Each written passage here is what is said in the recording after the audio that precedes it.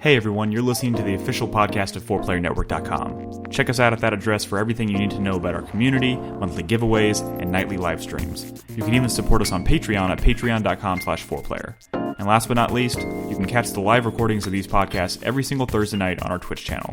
We hope to see you there. Enjoy.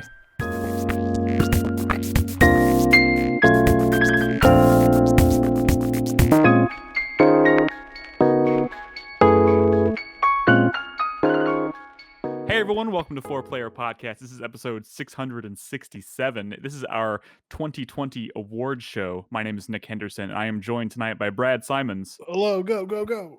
Ed Mitchell. Hi. Christopher Guthridge. Hello. And Nolan Hedstrom. How's it going, everybody? And so we do this little show every single year. It's a great way. Sorry, I don't know what I can't speak tonight.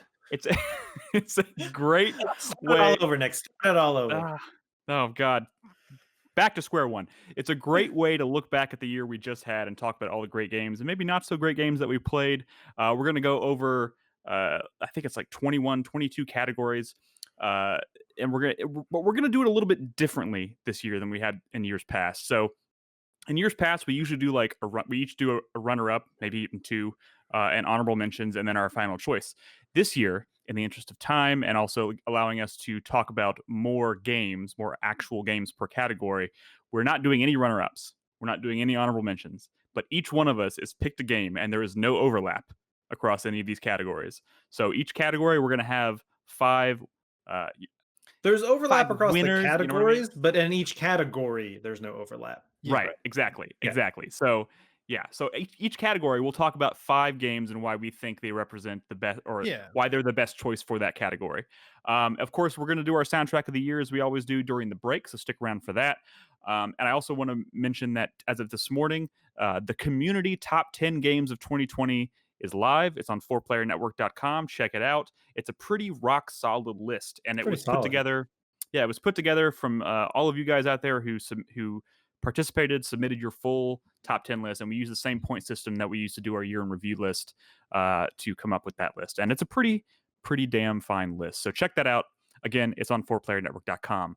But now, without further ado, I think we should just jump into the first category, which is Best New Gameplay Experience. And this could be, I think it's primarily meant to highlight, gameplay mechanics or systems or just gameplay loops, I guess, that felt fresh that, we haven't really seen in years past. So, Brad, I think I usually start with you. Oh, yeah, we don't have an order. Okay, I'll go first. Yeah. Okay, my winner for Best New Gameplay Experience is from a little game called Yakuza Like a Dragon, and it's the business management minigame. A lot of cool, fun stuff to do in that game, but I think the one that was the strangest and most different that I maybe experienced all year, but also one of the most addictive and fun is the business management minigame. I like assigning people. I mean, it's a lot of numbers and lining up bars and stuff. It's probably what being a manager is actually like. I don't know. Did you get attached to any of your employees and then you had to let them go because their stats are not as good? But this new guy that came in, he's got better stats. So I know I've had you for a while. The main lady older lady who was like pretty lucky, when you're doing it.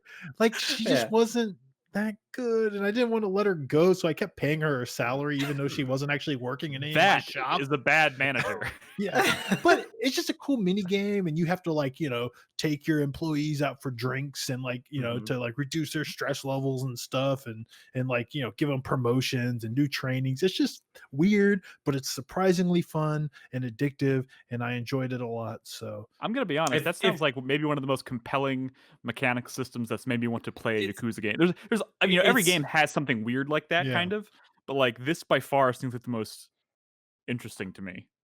The funny thing is it's also one of the most rewarding in terms of just money. Literally. Because Yakuza, specifically Like a Dragon, but other Yakuza games as well, they can get pretty expensive with certain things. In this one, there is an item upgrade shop, and to upgrade the item shop, it costs money to upgrade it to the next level. And the final one's 20 million yen, which is a lot of money when you're fighting a battle and you're getting a couple thousand yen. But if you do the business management game and you get to the peak level, within like 10 minutes you can earn like 1.5 million if you get really good at it. So you can start racking in money. And so I'm at a point in the game where I have so much money.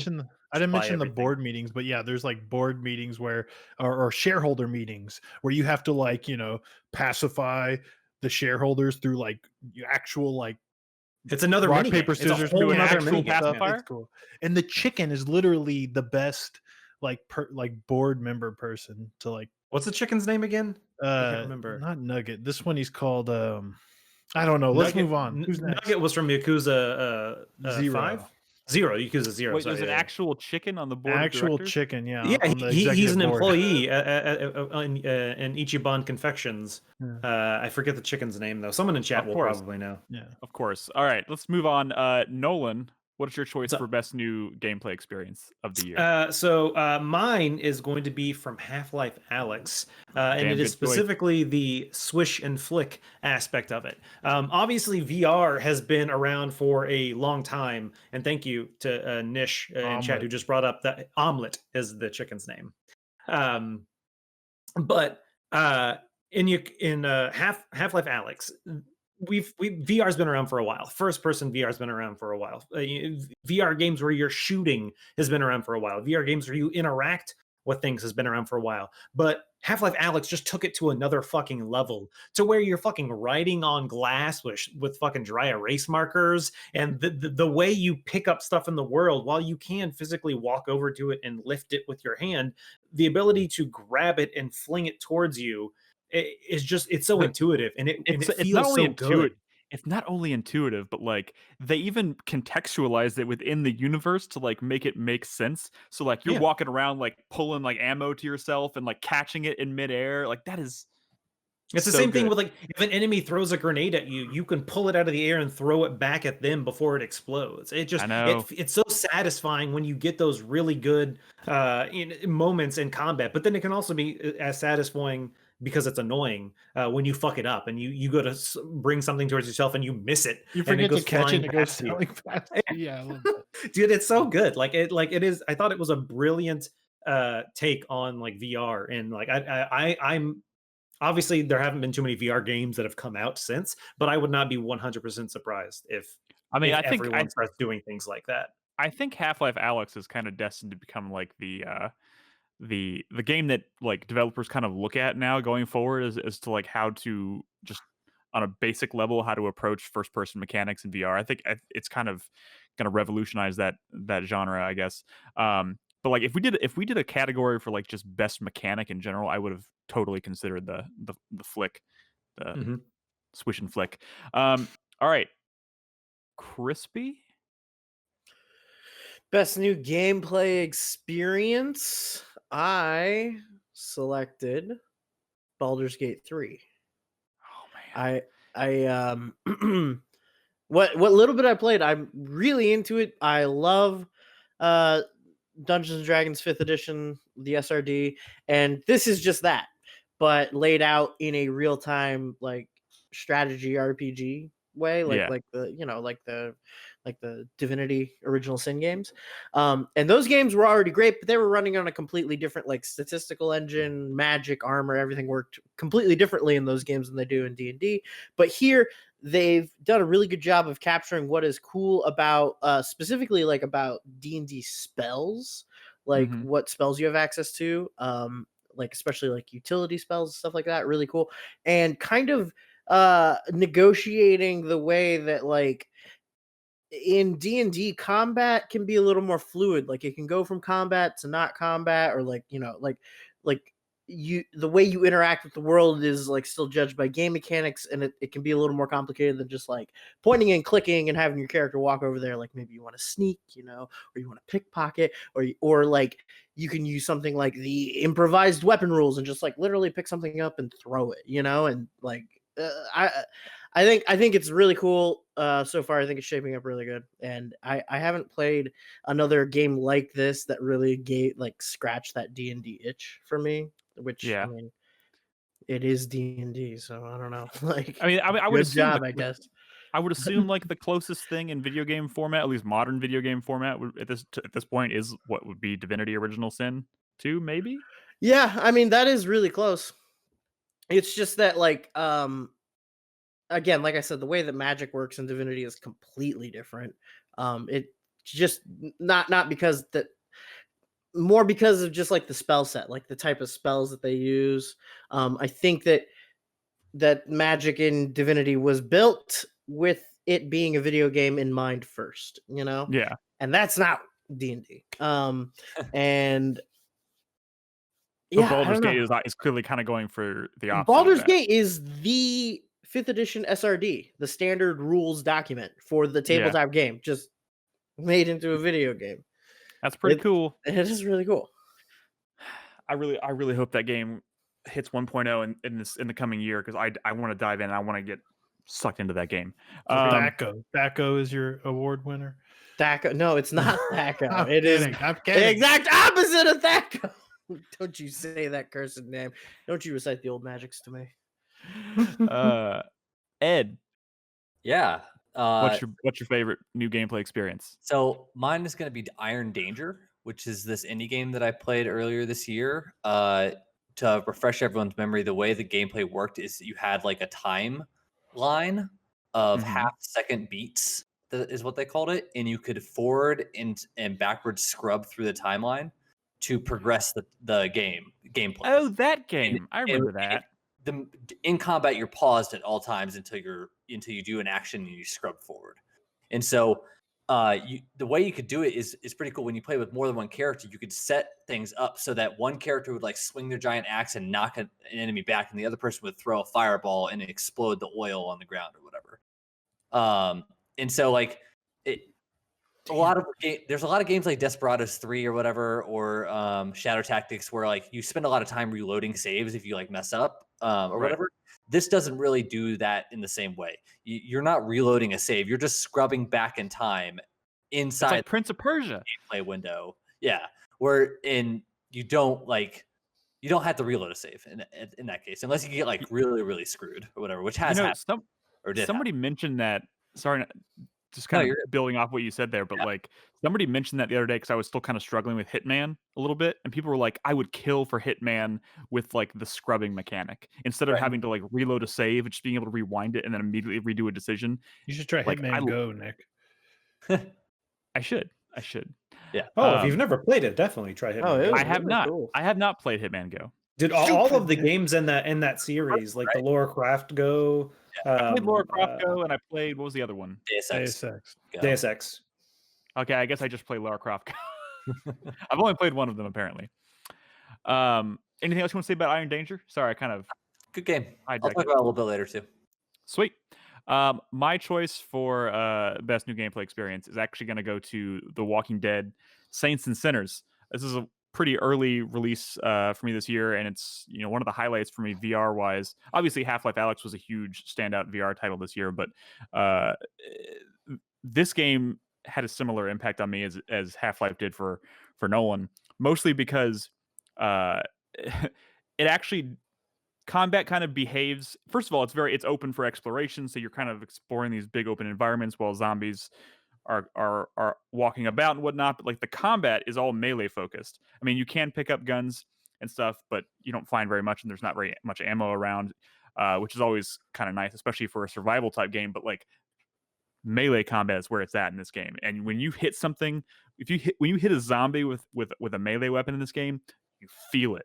And when you use like a machete or something, and you like go to swipe a zombie, it gets like stuck in their head, and then you're sitting. You have to like this. Like there's You're zombies. A sick fuck. I'm a sick fuck. I know, but there's like zombies closing in on you, and you're trying to get the fucking machete out of the skull, the one right in front of you in time. It's unlike anything I've ever experienced before. I mean, it really is honestly like one of the most like. What does it feel like when you scrape a zombie's cheek with a blade?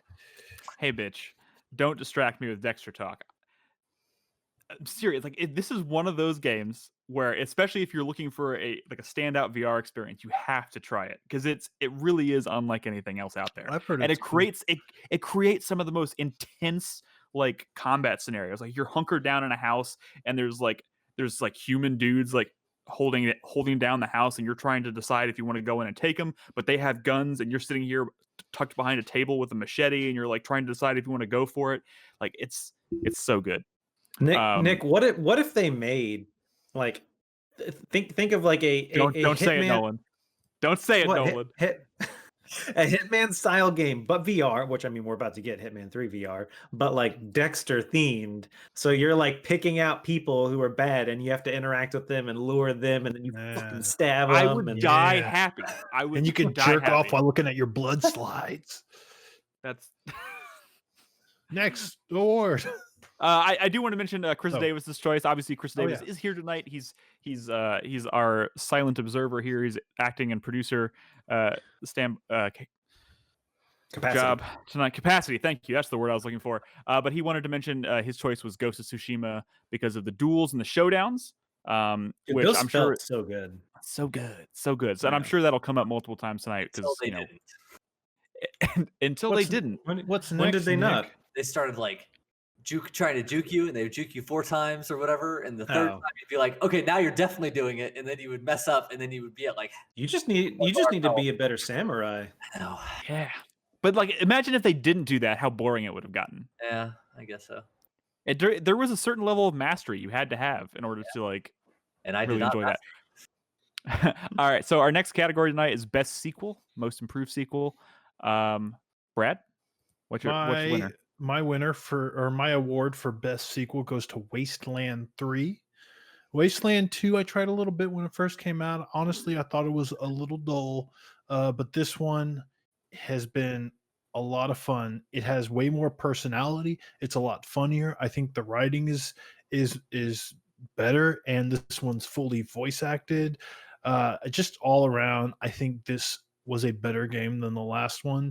And I think a lot of people who maybe tried Wasteland 2 and was like, I'm not really feeling it, they should give Wasteland 3 a shot, because I think it's really, really good. That's it. Awesome. Nolan.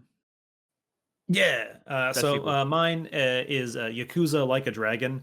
Obviously, the Yakuza. This is the 7th, I guess, if technically numbered entry in the Yakuza series. Okay, something to say, Nick? Oh, sorry. I just remember slang. Okay.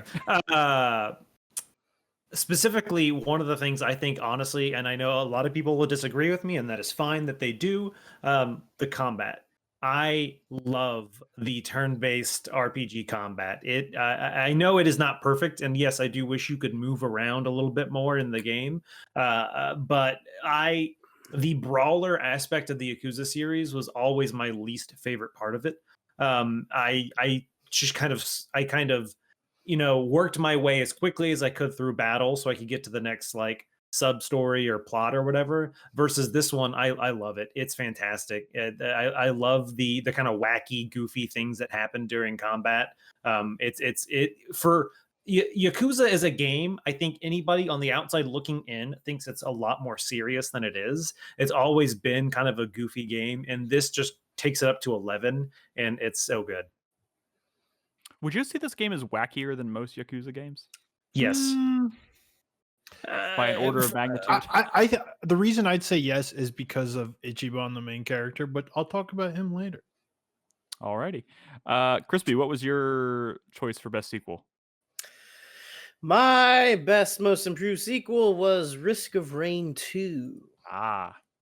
Which big part of that has to do with the fact that it went from being, like a little pixely side-scrolling game to a full 3D kind of action roguelike. It's probably one of the most immediately noticeable differences between an original and a sequel you'll find this year, for sure. Yeah, and I mean, it keeps that same kind of spirit of the original game, same kind of philosophy, but like, I mean, it pops up a couple more times, or at least one more time, but so I'll talk about it a little more, but yeah, it's really good. Cool. All right, Ed? Yeah, best sequel. My best sequel is Ori and the Will of the Wisps. There was a number of sequels that came out this year that I would say like they were like somewhat different than the originals. This one I would say was not very different than the original, but the original was great, and so just to get more of that is all I really wanted in that game. So I still like the little launch, I think is what it's called, mechanic, where like when a projectile comes towards you, you can fire it back in a certain direction, and you get a couple of boss fights that are completely designed around that. So just a lot of fun and beautiful set pieces and art in that game. Combat improved dramatically from one Ori to the next. Combat. And like the first time you reach the frog and he comes out of the water, the swamp or whatever, and it rises up and it's just like the music swells and stuff. Just a masterpiece of art as gaming. I think that first game is obviously a beautiful game as well, but I do think this game was a noticeable improvement even in the art, like just the variety of the art of like the places that you go to and the characters that you meet. There's more variety all the way around. Yeah, like desert areas normally don't look very nice in video games because it's just like a single color or whatever, but the desert area in this game I thought looked really, really good. Yeah, absolutely. Where are we? Oh, is it my turn? Let's see. What are we on? Best sequel? Oh yeah. Last of Us Part 2. Hot damn. Stole it from the rest of us, probably. Yeah, maybe. So this game, first of all, I have to give it to it just because of just sheerly kind of blowing my expectations out of the water. Like I was fully, we all know what the first Last of Us was in terms of scope and like size and everything. Like, you can finish that first game in like 8 to 10 hours roughly.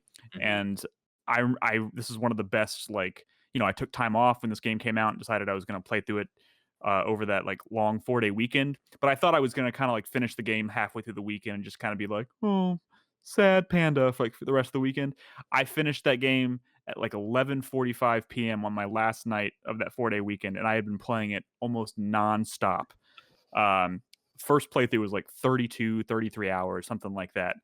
And man, I was not expecting that. And just to see the sheer like the sheer variety in that experience, the number of new characters they introduced, and mechanically speaking, just how smooth that experience is. Like, oh my god! I would say also it's insane.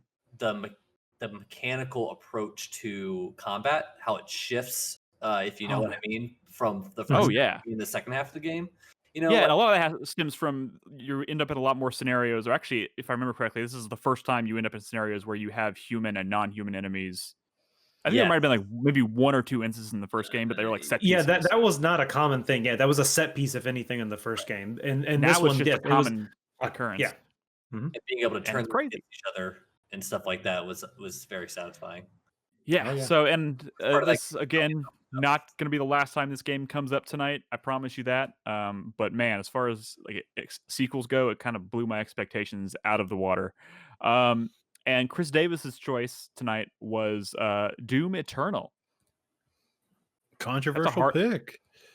Would you say it's a? Well, just because 2016 was so beloved and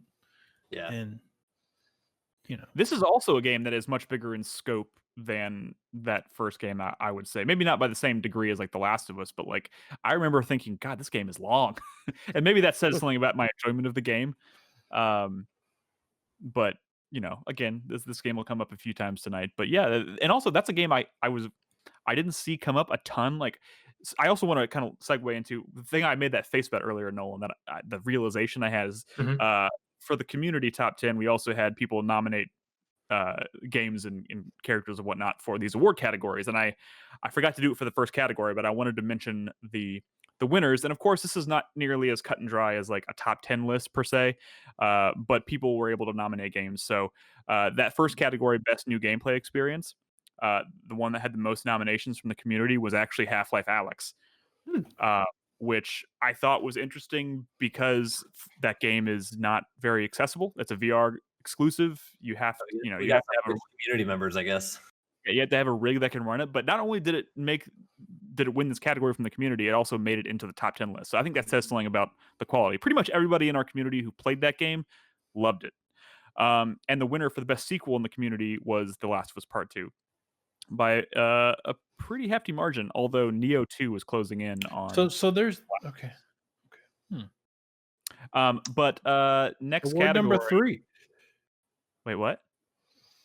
Go ahead. Sorry. Oh, next category is best quote unquote game feel. Brad, how would you describe the category? Okay. You made this up. I want to say that I'm happy to give my award for best game feel to Dreams. Media Molecule has a history of making games that everyone bitches about. Oh, this feels so floaty. Little Big Planet, it's creative, but it sucks because it feels like shit. It's a platformer. It feels too floaty. Well, the reason I give it to Dreams is because they basically made a 3D Little Big Planet, and at least with the campaign they made, Arch Dream, where you play as 3 different scenarios and 2 of them are like action platformers, the feel was actually pretty good, meaning that I think Media Molecule has come a long way, and it actually just felt like a normal video game, not a floaty piece of shit. So that's why they get my award for best game feel this year. Nice. I kind of feel bad for Dreams. I feel like that game is that game not doing well? Like, I saw an article in the past week and a half that said that creators are making like incredible things, but there's not enough players to actually play them. I think that is the difficult part with a game like that, and it's similar to like the original Little Big Planet or anything with like content creation that is not extremely straightforward. Like obviously Mario Maker is so straightforward and so simple that people can just pick it up, and I don't want to say non-gamers, but with Dreams I think it's a little more people like maybe don't know what they're getting into, and they kind of have to be a little more. It is not for the like a wide audience, I would say. Maybe not for grandma who plays the Wii and remembers used to play Mario or some shit back in when she went to the arcade or something. I don't think she's going to pick up Dreams. I think Dreams is more for like a hardcore gamer, which is why maybe they're having trouble reaching out. So I'll say I know it doesn't have to be. Yeah, I know. I will say that I think it's a great pickup on a cell just to experience some of the stuff that people made, but at the very least try Media Molecules campaign they made, Arch Dream. That's a lot of fun, and also this is probably going to show up on PlayStation Plus someday, so when it does, pick it up and try it out. It's pretty cool. All right, Nolan, what's your choice for best game feel? So I approached this from two directions, literal and emotional. So literal feel, Astro's Playroom, the fucking DualSense, like holy fuck. Yeah. Like I had never experienced something like that. If you have not played it, there's no way I can explain it to you that will make it sound as good as it feels. Like I just can't. I can explain as hard as I can how in depth it can feel like sand is being blown at you in a storm, or how it feels like you're being rained on. Like I can't explain what it feels like to feel like you're being rained on via your fingers in a controller, but it does it. Feels good. And it's one of those things where like I played a lot of Astro's Playroom with Bernadette in the room with me, and I would just give her the controller and say like, feel this. Like it is like astounding. It's one of those. I'm sure. on my camera to show my wife who's currently playing Astro's Playroom over there. Nice. But it's also an emotional feel because like this game is like Astro's Rescue Mission. No, the original one. That was a great game. It was fantastic, VR, blah, blah, blah. But this game takes it to another level with the pure nostalgia. Like, holy fuck, just bringing back so many memories from my childhood. Just all the stuff, all the like, little intricate detailed icons, and here's the original PS1 and all this stuff, and just remembering it. And it's just so nostalgic that I just you gave 2 awards: best game feel and best game feels. Exactly. Or you allow it, where it like does the Sony like sound or whatever. The first time I was like, I haven't heard this sound in so long. Holy crap! The PlayStation 1 sound. Yeah. It's so nostalgic. I love it. I still love it to this day. It also I get kind of sad. Like when I first heard that in the game, I was like, I kind of miss that sound. Yeah. Mm-hmm.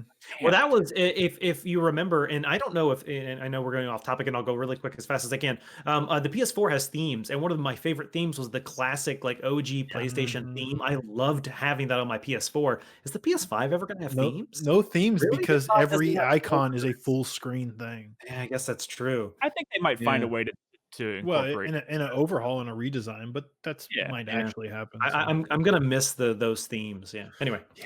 All right, Crispy. My best game feel, I gave it to The Last of Us 2. Like diving on your back. What? Nothing like diving backwards onto your back and pew pew pew. Oh yeah, for sure. man. Just like stabbing people in the throat, lighting them on fire, mowing them down with guns, stabbing dogs. Like it was great. It was just a lot of fun. Ugh. Yeah. Really, Also- I mean, really broke up that. I mean, it was like, it has such a rigid like narrative section, combat section, narrative section, combat section kind of pace. But I kind of didn't mind because the combat sections were a lot of fun, especially when things just like get fucking crazy and you have to get like really violent with people. It's great. Don't forget the pickup shit sections, which I literally almost gave this my best Yeah. improved sequel because there's an option in the menu Because of the to pick up shit automatically. Yeah. Yeah, it was great. Oh, all the accessibility shit was great. Yeah. I mean, and I think actually that's a good point because that does kind of contribute to the game feel. You could Mhm. really Mhm. customize the way this game behaved, Mhm. and that was really neat. Absolutely. I always remember this word because it's not a word I use very often to describe this kind of thing, but I forgot who I first heard here say this, but I always like to refer to it as like the scrappy feeling of combat. Because Oh, this is yeah. absolutely one of those games. Just It's like completely desperate. It's It- like it is- every it is- like it is the yeah. exact, and I hate to keep bringing up Hitman, but it's because I'm playing it right now, and I love Hitman, but like God, for a Nick. completely different reason. Because Hitman Such is a not Hitman stan. like Hitman is like, oh, I fucked up. I feel like I should reload. Last of Us 2 is like, oh, I fucked up. I got to get the fuck out of this situation as fast as I can, and you just kind of roll with it. And I know I should be doing that in Hitman as well, but like, it's just there's something like. Well, I think so. Nick, to counter that, I would say there is an incentive in Hitman because your result at the end of a level is based on how you performed. Versus The Last of Us, it doesn't matter if you killed people or you stealth through or whatever. If you got caught and then killed a person, it doesn't matter. You have to survive. Hitman, I think I could understand wanting to reload because you do want that kind of silent assassin. Awesome, you want that awesome like I'm a badass feeling, which is great for a totally separate reasons. I just specifically love the scrappiness of things like The Last of Us. All right, Ed, what's your best game feel? Yeah, my best game feel goes to Hades. Yeah, Really, how different and fun every single of the weapons were. Every single of the weapons when you got the Daedalus hammer and you could upgrade them to do different things. How different it felt when you got the whatever it was called when you change their aspects or whatever. Just like I remember I went through my Google Drive today to delete some old footage and I found the Hades footage that I captured for the podcast. And in that version of the footage, I was using the shield where you can charge up and dash forward or whatever. And I was just doing that all over the place because the Daedalus hammer like ability that I had was just making it super powerful. And that and then the railgun were kind of my two go-to weapons because you could block a railgun upgrade for the special attack to fire 3 special attacks or whatever. And I would run into rooms, hit XXX, and then just keep doing it over and over again until the enemies die. Everything was dead. Yeah, it's the way I beat Hades the first time was just spamming him with the special attack from the railgun. Like, man, the weapon feel in the game is just so good. It's so good. Agreed. A testament to how diverse that game is. And Ed, you said those two weapons, the shield and the gun, were your two go-to weapons. Those are the two I used the least. Yeah, and I think it's just it speaks to just how much freedom it gives you and how you can make your own kind of fun in that game. No, it just speaks to how wrong you were, Nick. What was I wrong about? But not Sorry, like who's weapons. And I want to announce the community. Wait, you didn't do winner. your best game feel, or was it shit, Hitman? you're right. Sorry, my best game feel was Half-Life Alyx, and for a lot of the reasons that Nolan discussed when he was talking about best new gameplay experience. That flick and swish was amazing. Some of the things the scenarios they put you in first person was just some of the smoothest VR like locomotion I've ever experienced. Just like it's incredible. That game from top to bottom feels like it's uncompromising. Like it's not compromised at all by the fact that it's in VR. It feels unrestrained and in the best way possible. That's all I'll say about it. Because again, it'll come up multiple times tonight. The Chris Davis's choice tonight for best game feel was Ghost of Tsushima again, combat flow and unlock progression. Agreed. Yeah. I think that's a very smooth playing game. I think just to add on, because Chris Davis isn't talking about it, I will say that is definitely a game where looking at the skill tree, I was desperately trying to get points so I could get to that next skill because I'm like, that sounds so cool. Yeah, absolutely. And the community's choice for best game feel by a very large margin was Hades.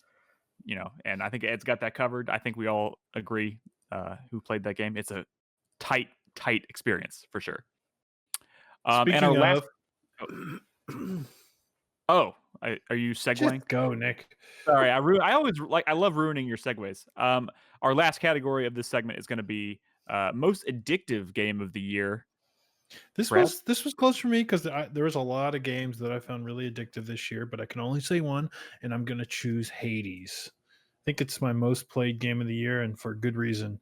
There's something about that loop where every time you finish a run, whether you win or lose, you're always like getting some sort of currency to unlock shit. Even 100 hours in, there's still shit to unlock. And as soon as there's always like new conversations, new things, to unlock. So you go and you get stuff, and then you want to go out again and try your new weapon aspect that you just upgraded or whatever, right? And that loop, it's just hard not to start another run. I'm always starting new runs, and they take time, and that's how you sink 100 hours into a game like that in a couple of months because it's super addictive. So early on, when I discussed the game, when I first tried it, I felt like I was talking about how like I was finding it hard to like feel the urge to play a new run right after. I was like, I'm doing one run per session. And that eventually, after like 10 or 12 hours, started to slowly change. And by the end of it, I was doing like 3 or 4 runs per session. But the thing that kept me going, maybe even more so than the mechanics, was every time I died or I finished, whatever brought me back to the beginning when I come into the Hall of Hades, man, I was so excited to talk to people. Right. Just except Thanatos. Thanatos. That guy's not very fun. I've always hated that character because I always hated his challenge, and it always made me sad when I saw you always get extra health from the challenge, though. I don't care. Okay, I was bad at it. Hades, the heat mechanic, like once I unlocked that, it was like, okay, I'm gonna keep going. Like this is good. This is really good because it's like you are super limited by the currencies you get per weapon at the beginning, but then unlocking the heat mechanic just like allows you to quickly upgrade your weapons, upgrade the aspects, go. So yeah, for sure. All right, Nolan. My winner for most addictive is probably one of Brad's runners up, Monster Train. This was a game that similar to Hades, what Brad had mentioned, whenever you finish a run, it's not like, oh, I'm going to close it down and go do something else. I want to do the next run. I want to try again. I want to switch it out. And Brad, I don't know if you've played it recently, but the game's definitely updated. They added new champions. I'm waiting for the Switch version. And like the new champions completely like a shit ton of new cards, new champions. It completely changes combat, and that's one of the crazy things. Is similarly in Hades, how switching your weapons and then upgrading those weapons and upgrading their abilities changes runs completely. It's the same with this game in the champions. The champion you bring in can completely change your style of combat. It will change the decisions of artifacts you choose because this artifact pairs well with this champion's ability. And it's one of those things where it's just like I constantly wanting to try new mechanics and try out new combinations because obviously, so a little bit different from other deck building games is the fact that you bring in a primary deck and a sub deck. And so just how that affects everything and how the two different classes synergize with each other. Dude, fucking great game. It was one of those things where I had to capture footage the other day because we need it for the end of the year, and I just kept going. It's like okay, well, I mean, I guess I'm just gonna play for like 2 hours now. Agreed. Crispy.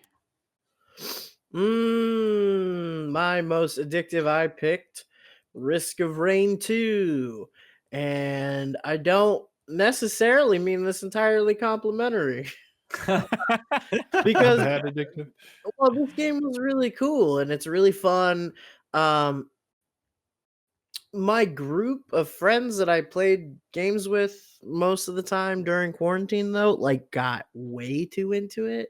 And we're playing it like all the time, and I got sick of it, and then they kept going for like another month, and that was just like all they were doing, and like they started to make me hate this game, which is a real shame because it's actually a really great game and I do like it, but it's just so like like you finish a run and you're just like, oh my god, I was right there, and I had all these artifacts, and I was running and jumping super fast, and I had all this like it kind of gets like Binding of Isaac, where you're getting all the different artifacts together, except in this one you can get I don't even know if there's a limit to how many different copies of the same artifact you can get, and they all stack.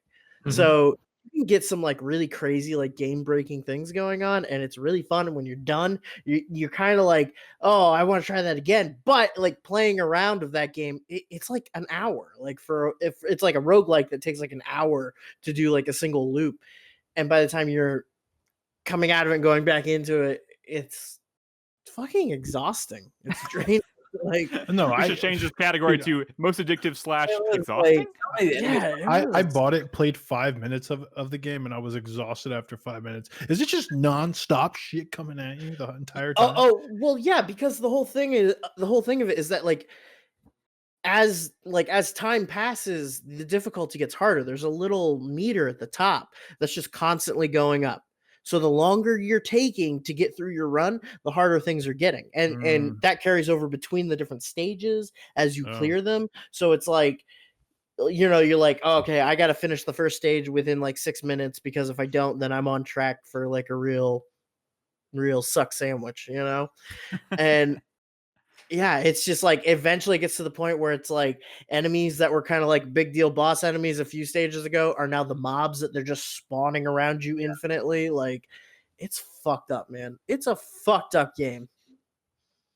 In a good way. But like, it's good. But we recommend it.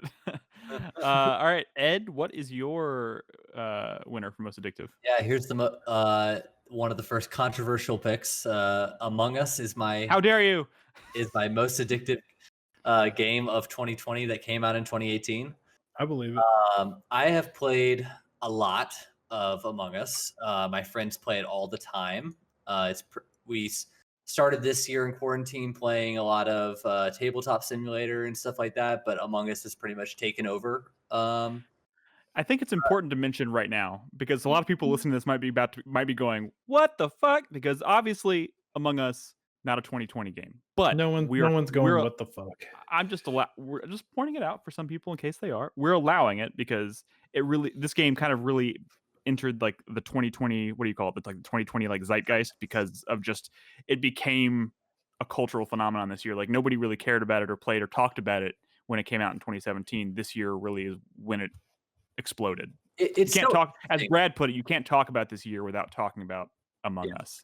It's so interesting too, because like the gameplay is so simple, the tasks are so simple and they're repetitive and all that stuff, but yet you still want to go. You still want to go when you're a crewmate and you're like, oh, I'm a crewmate. It's like, oh, I'm not saying, oh, damn it, I'm a crewmate. I'm saying like, all right, I'm a crewmate. Let me make sure I can investigate and find who the imposter is. Like the gameplay is not about the minute-to-minute gameplay. It's really about the meta gameplay of like, I saw this person walk down this hall. The funniest part about the game is the game itself is the least important part of the game. Right. Yeah. The actual game is the least important part. It is all about everything else. It is about how people are talking. Like, you don't normally talk like that and stuff like. And that's kind of one of the more difficult things, especially when it comes to playing this game with strangers, because the chat, it just makes things very difficult. Because it's like, oh, orange is sus, and like that's it. And it's like, what? And Explain also, yourself. When you can talk about with audio, you can actually have those deep conversations. And as soon as someone reports something, you can call them out. And you know, it's I definitely done the stab a friend. They report the body out like, what? You just killed that person right in front of me, but really it was me the whole time or whatever. And I've gotten it times. It's always a thrill when that happens. So I got addicted to watching Among Us. So I agree Robin with is this currently choice. addicted to playing. Robin plays Among Us pretty much all the time on her. Like, she'll be watching TV and she'll be playing Among Us on her phone. It's just how it is now. And my winner for most addictive is actually a game I'm currently in the throes of addiction to, is Immortals: Phoenix Rising. That is a you know, we talked about it a lot on last week's show. Check that out if you want to go into more detail. But you know, it's a huge world, and it's like Breath of the Wild, and it's like Breath of the Wild meets Crackdown meets, I don't know, Greek mythology. It's a really cool combination of stuff, and it plays remarkably well. But like, it's just the kind of thing. It's like Crackdown in that you can say, all right, I'm gonna do this, and I'm gonna stop for now, and then you see something just kind of on the horizon, or like 50 feet away, and you're just like, well, maybe I'll do that, and then I'll stop. And sometimes it takes me like a full hour to like fully pump the brakes. And like, I was sitting there the other day just like, all right, I'm gonna take a break, and then I realized it was like an hour and a half later, and I was like, I really need to take a break now. It's funny how you just like, when you get really deep into that game and you're like, all right, the next thing I'm going to do is this. The next thing I'm going to do is this. I'm just going to keep walking around, finding things, exploring. And then when you leave the game, you're like, wow, that was an experience. Yeah. What we were talking before the show, and Brad had mentioned something that I think I'm going to start adopting now, which is we were talking about using the little telescope thing to like to identify things to do. And if you do that too much, it starts to become like, a traditional Ubisoft open world checklist game. And I've been doing that periodically, mostly when I'm on like really high vantage points and stuff. And I think I'm just going to stop and just kind of do things as I see them and as I find them while I'm kind of progressing through the main story, because the world is so dense and densely populated with stuff that you're bound to find all that shit anyway. So like, why do you have to necessarily identify it on a map before you do it? I kind of they had like done, instead of here's where a chest is, or here's where a like little puzzle thing is, it's like, here's an area, go check this area out, like that kind of like discovery. I don't want to know what's there when I get there. I just want to know something's there. But all that aside, like, it's just an incredibly just easygoing game. Like, it's so easy to sit back and relax and play that game, and everything just kind of clicks together nicely. So yeah, currently neck deep in Immortals: Phoenix Rising. And the community winner for this category was, again, by a country mile, was Hades. And I think there's no surprise there for all the reasons that we mentioned earlier. All right, so any video games this year? Wait, what? Chris didn't put it a most addictive. Chris Davis. He did not. So The Division. We're not gonna. So we're gonna take our first break. And can I set up my soundtrack real quick? That's what I was about to ask you to do. Okay, so real quick, what I chose for soundtrack of the year was from a criminally underplayed game called Creeks. I just want to say that not only is the music really good, but the implementation in the game was really cool too, because it's a puzzle platformer, but the game but the music starts to ramp up as you start solving a puzzle, and it does this really smart thing. I don't understand how it does it, but I feel like it knows when you know, and before you even start like hitting all the switches and the blocks and really solve the puzzle, like the game knows when you finally got it, because I don't know if it's the speed at which you're like flipping the switches, but when you figure out a puzzle, actually like implementing it or hitting it goes pretty quick, right? So the game kind of knows when that starts happening, and that's when the music starts picking up, and it's just really cool.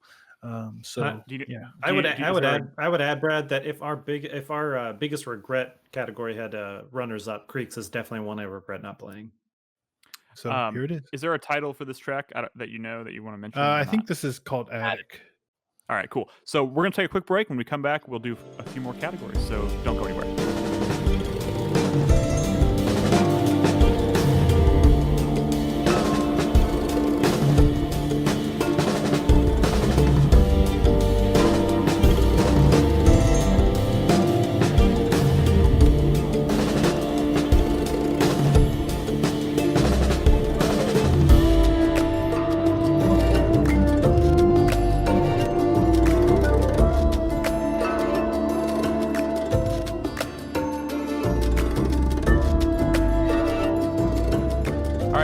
the show. We have more awards to cover tonight. We're going to start this segment with Best Multiplayer Experience.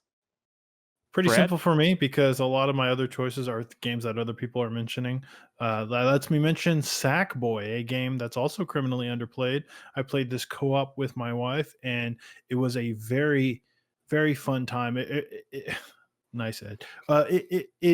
It reminds me. It takes me back to like Little Big Planet 1, which was fun with playing with other people, and it wasn't just because the mechanics or anything of playing together, but because it's fun to inhabit that world with other people where you're getting cool outfits and you're sticking stuff on the environment. You don't do that in this game, but it is, it's basically Mario 3D World, but you're unlocking cool outfits and stuff, and you're making expressions and you're slapping each other, and that sort of Little Big Planet co-op experience translates into Sackboy, and it was just a whole lot of fun.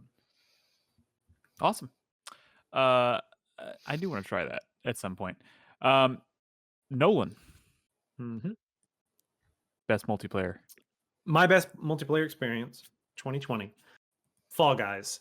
Holy shit. Like, I had so much fun playing Fall Guys, not just, on my own, but with other people as well. I played some with Crispy. It's just a real blast to be able to kind of, that whole, like, Takeshi's Castle, MXE, American Ninja Warrior, however you want to call it. Just trying to get past those obstacles and be the last man standing, or last bean standing. Is that at what the they end are, of the day? beans? Yeah, they refer to them as beans. Yeah, but it just a fantastic time. Frustration with other players being, jerks and whatever. But all of that aside, just a whole lot of fun. When you get that crown, it feels so good. I didn't play a ton of that game, but when I did, it was definitely a lot of fun. Yeah, that's fun. All right, Crispy. My best multiplayer experience, I'm giving it to Deep Rock Galactic because fuck your rules. What? I mean, that game came out in 2018. No. It came out of early access this year, so it counts. Oh, did it? The official release date? Yeah. Whatever. No, the official release date, I think, is like March of this year, I think. Yeah. Well, March. fuck you anyway. But the game How about is good. that? But it's a really fun game. Hey, I had fun playing if it with you, Crispy. I wish we would have played more. If I'm being totally honest, of all the games we talked about in this category, and maybe even more so than the game I'm going to mention in a second, which I did really enjoy a lot of, I think the most fun I had this year as a group playing was when we played Deep Rock Galactic on the stream. That was a ton of fun, and I would like to do another night of that because so cool. So DRG, man, it was a really good game. Dwarves in space, mining, like, come the dancing, fuck on. drinking, getting drunk and fucking dancing. What more do you fucking want? There's even heavy metal. You can headbang on the dance floor. It's so great. You can do a lot of stuff. What's the phrase? Why am I drawing a blank? Oh, rock and stone. Rock and stone. Such a cool little game. Yeah. So, I mean, mine's Among Us for best multiplayer experience. For all the reasons I mentioned at the end of last segment. It's fun to play. You play it all the time. You can play it for hours and not get bored of it. The multiplayer experience is actually in conversation and lying to each other and trying not to laugh while you're on Discord with your friends, or while you obviously just stab someone in front of them, whatever. like that's the real multiplayer gaming experience. And as someone who loves games like Secret Hitler, One Night Ultimate Werewolf, being able to play that when I haven't been able to see my friends in months and months and months and months and months is cool. It's great. This was a special year for people who play multiplayer games. Just real important year for multiplayer all the way around. Definitely. The game I want to mention for best multiplayer, obviously year to year, this is one of the categories I almost always struggle with because I just don't typically play a ton of multiplayer. The one games. Nick always tries to cut, and I say, "Fuck you, Nick." Yeah, I do, and you do. Yes. It's Phasmophobia. We did 2 nights of this on the stream. I think the concept is just amazing. This is a game that's currently in early access, and I can't wait to kind of see what it's like when it's finally quote unquote done. I almost did you this see my best new gameplay experience because I think the gameplay loop is like really unique in this. Oh yeah, did you see the announcement from the devs the other day? No. That everyone was like, during the haunt, the ghost can like hear you and they'll seek you out. And the devs were like, that's actually not in the game. Really? That's just something everyone always thought, but now we added it. How is that not in the game? The game just does that. We didn't make it do that. I've watched so many breakdown videos and they all said that. Everyone thought that that's how it never officially did that, but now because so many people thought it did, they added it into the game. Look at how fake news spreads. That's brilliant. Wow. But yeah, seriously, the idea of doing a group like a ghost hunters experience, which is actually quite scary, even when you're like playing with the friends and everybody's kind of laughing and goofing off. Like when you realize you're in a room alone with a ghost and suddenly you can see your breath and like people are telling you there's someone standing right behind you on the fucking security camera. Like, man, that's cool. The scariest co-op game I've ever played. When someone curses out a ghost name when you're in the room with them. I will never forget. All me and Crispy and Nolan, I think it was, all simultaneously hiding in the same tiny hallway closet, because we found out we knew there was a ghost, there was a haunt happening in the upstairs of the house. It was so cool, such a cool experience. Stupid fucking ghosts. And believe it or not, Chris Davis didn't actually play enough multiplayer games this year. He did not choose a winner, but the community did, I believe, unless I'm completely missing here. Phasmophobia, again by a pretty large margin. Nice. Phasmophobia. I would say that's one of the games that definitely our community I know is played. We have the Community Nights channel, and that's definitely very active with people looking for the spooks.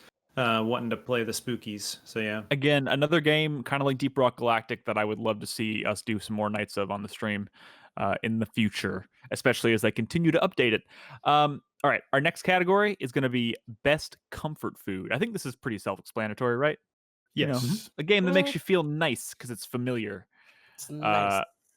So for me, my winner is Horizon's Gate. Now, this is a game that I feel like maybe only I played, but it definitely it seemed like it spoke to me. This is at its core a strategy RPG. And as soon as I opened up the skill tree and I saw the different job classes and I saw all the different kinds of abilities you can learn for each job class, it was just like, I know this. It was so Final Fantasy Tactics. I know this. Like remember in Jurassic Park when like the little girl, she knows the UI. How does that, Nick? It's the Unix system. Yeah. Yeah, that was me when I saw the skill trees in this game. I know. I get it. I know what you're talking about now. Yeah. And it was like I got so addicted to this game. This was totally a runner-up for most addicted to. I just had to unlock every job class and I get every fucking skill. I couldn't stop playing. I remember when you talked this in the podcast because we saw the little glint in your eye. Oh, there was a twinkle. There's still a twinkle. Yeah, I forgot that happened this year. So it's like the only fucking indie game I didn't play on my Switch this year, and so that means something. Damn it. So when I first downloaded this game and played it, all of the default controls had been erased in the version of the game that I had downloaded or whatever, and so I was like getting super frustrated with how much I had to use the mouse for everything. And, like, looked into the controls and was like everything was blank. When I clicked default, nothing would happen. So I didn't get very far into it before I ended up submitting a bug to the developer. And they it's worth it though. This game is great. More people should play a little bit more than that, but yeah, I know what you mean by seeing the beauty when you open up that skill tree for sure. Nolan. Mine's a game I'm fairly certain no one here has played. Undermine. I brought it up on one podcast, I believe. I'm familiar with it.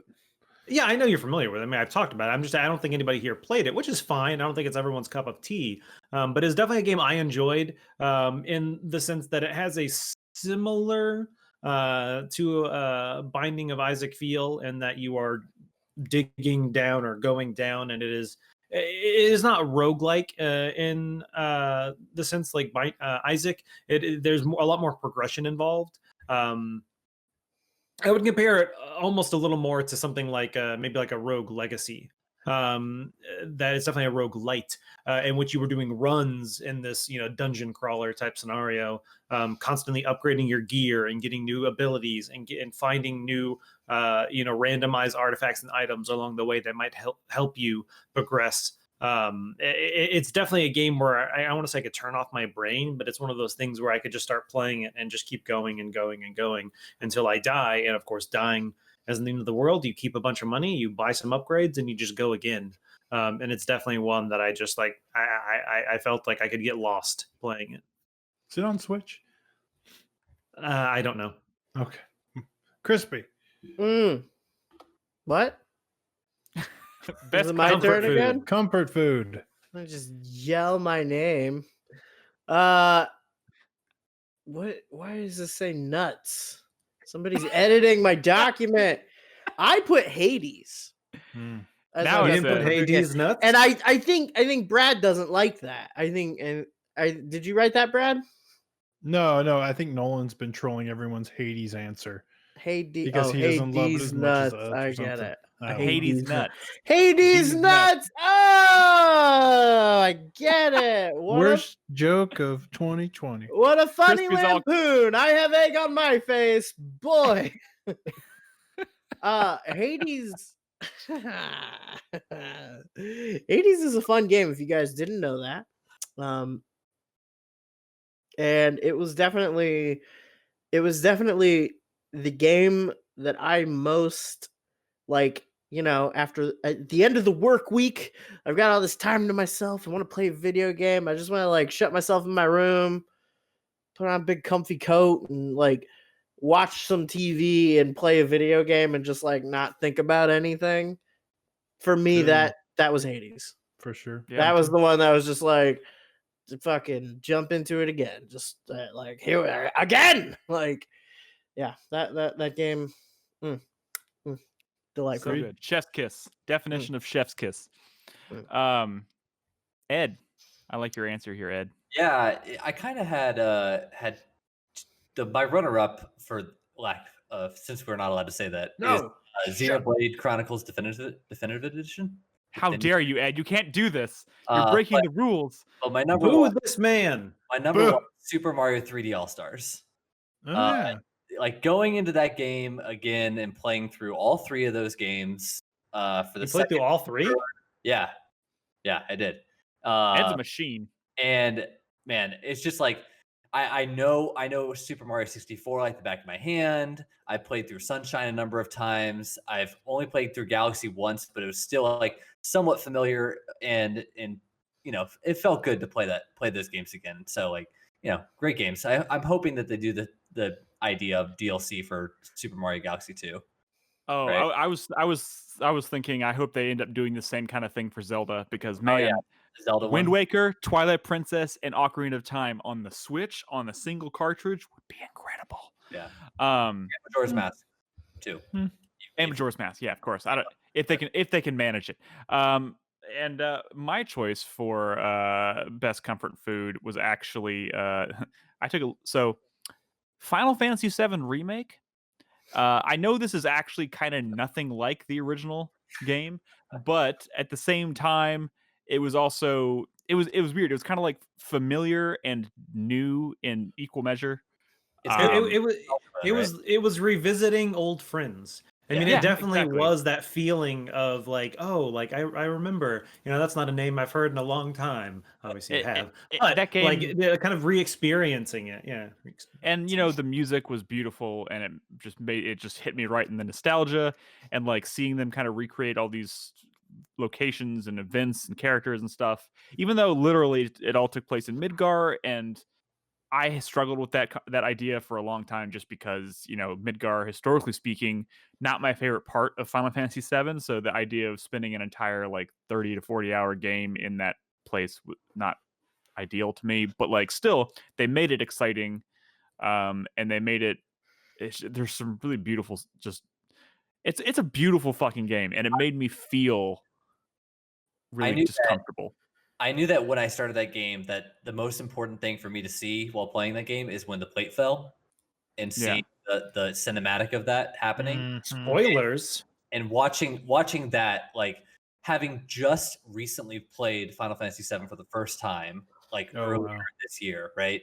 Seeing it be recreated in 3D splendor was just like, I mean, mind blowing. It was beautiful and terrifying and disastrous in all the right ways and wrong ways, I guess. And all those moments, like those, like just personal, like specific conversations I remember watching or experiencing in the original, and just seeing them play out in this like ridiculous, I would say wizardry. Conversations you remember reading in the original, now fully voiced. Yeah, seeing them happen in real time in this just beautiful engine was just, to be the best analog, kind of amazing.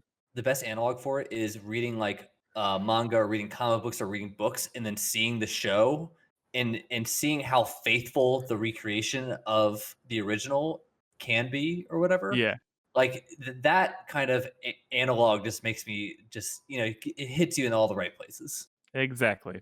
So not comfort food in the traditional sense, but just like, if this was maybe the most nostalgic, it might be a more appropriate description. But like, it just made me feel at home, unlike most other games. Made you feel at home because dystopian world on the brink of complete environmental disaster made you feel just like like you do in the real world.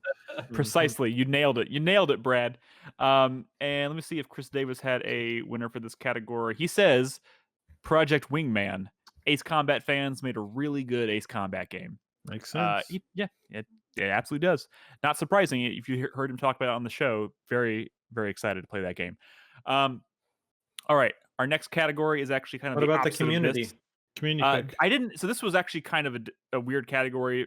I didn't think there'd be a lot of overlap. It'd be kind of hard to find They chose Hades. A winner. I didn't even put it on the form for this one, just because it's kind of a subjective. I don't know. It made sense to me to not include that category. I apologize. But our next category is kind of the opposite of this. It's most out of our comfort zone. The game that we enjoyed the most going outside of our comfort zone. My award, Brad, what was that? My award goes to Genshin Impact, which is a free-to-play gacha game where you're, doing roles to get your waifu, the waifu that you want. Did you get them though? It's basically a glorified mobile game in the design of Breath of the Wild, and it's on PC and consoles and everything. And I don't typically play free-to-play gacha mobile games, but I did. I played this one, and I didn't just play it on my PC, but I also played it on my phone. I never play phone games, even like some of the coolest indie games in the world, like come out on phones, and I just never think of my phone as something I would spend time playing a game on. But this, it was good to just hop in and do my dailies while I'm on lunch break and do some rolls and, do some stuff in the menus or whatever. Like, this was a first for me. I've officially tried playing this game on my phone twice, and I can't run it. I don't know what's going on. It like just lags to shit when I try and play it. Get a better phone.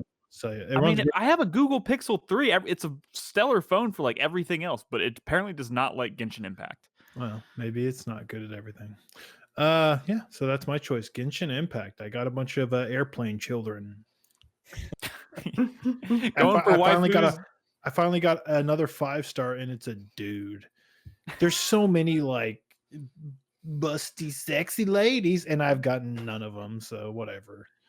So fuck this game. Nolan, what's your choice?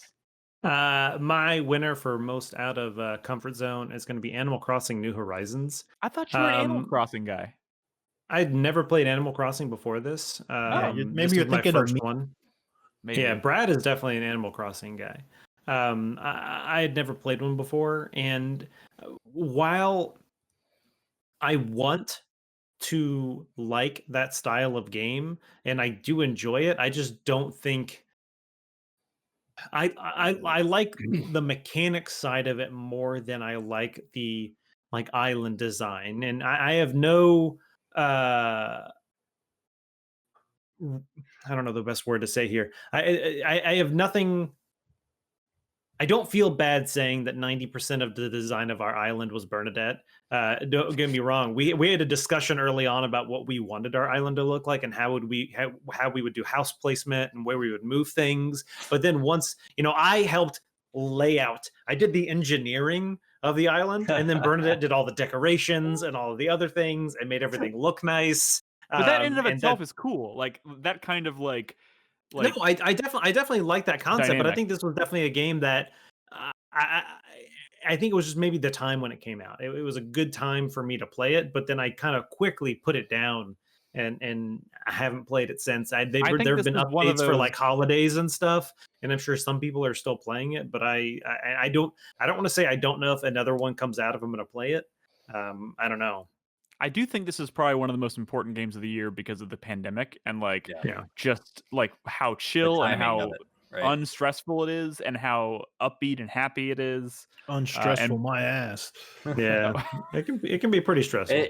And the timing of when it came out, right? It came out like right after everyone was locking down and stuff like that. So, yeah, right. Agreed. The stock market went crazy. Crispy, what's your most out of comfort zone? Bug Snacks. Bug Snacks. I didn't even play it. It just makes me uncomfortable. I agree. And I don't want to talk about it.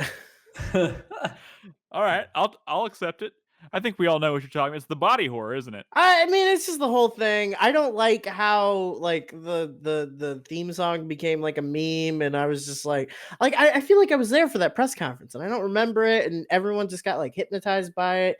And then on top of that, it's like a body horror fucking suicide machine weird thing. Like the bugs want to be eaten? They want to turn into food to be eaten, or they want to eat other bugs? More importantly, do the people want to turn into food? The people want to turn into food. Some of them definitely do. And it's not necessarily about them wanting to. It's just more so that they are kind of bug and they're kind of snack. And so that's just how it goes. No.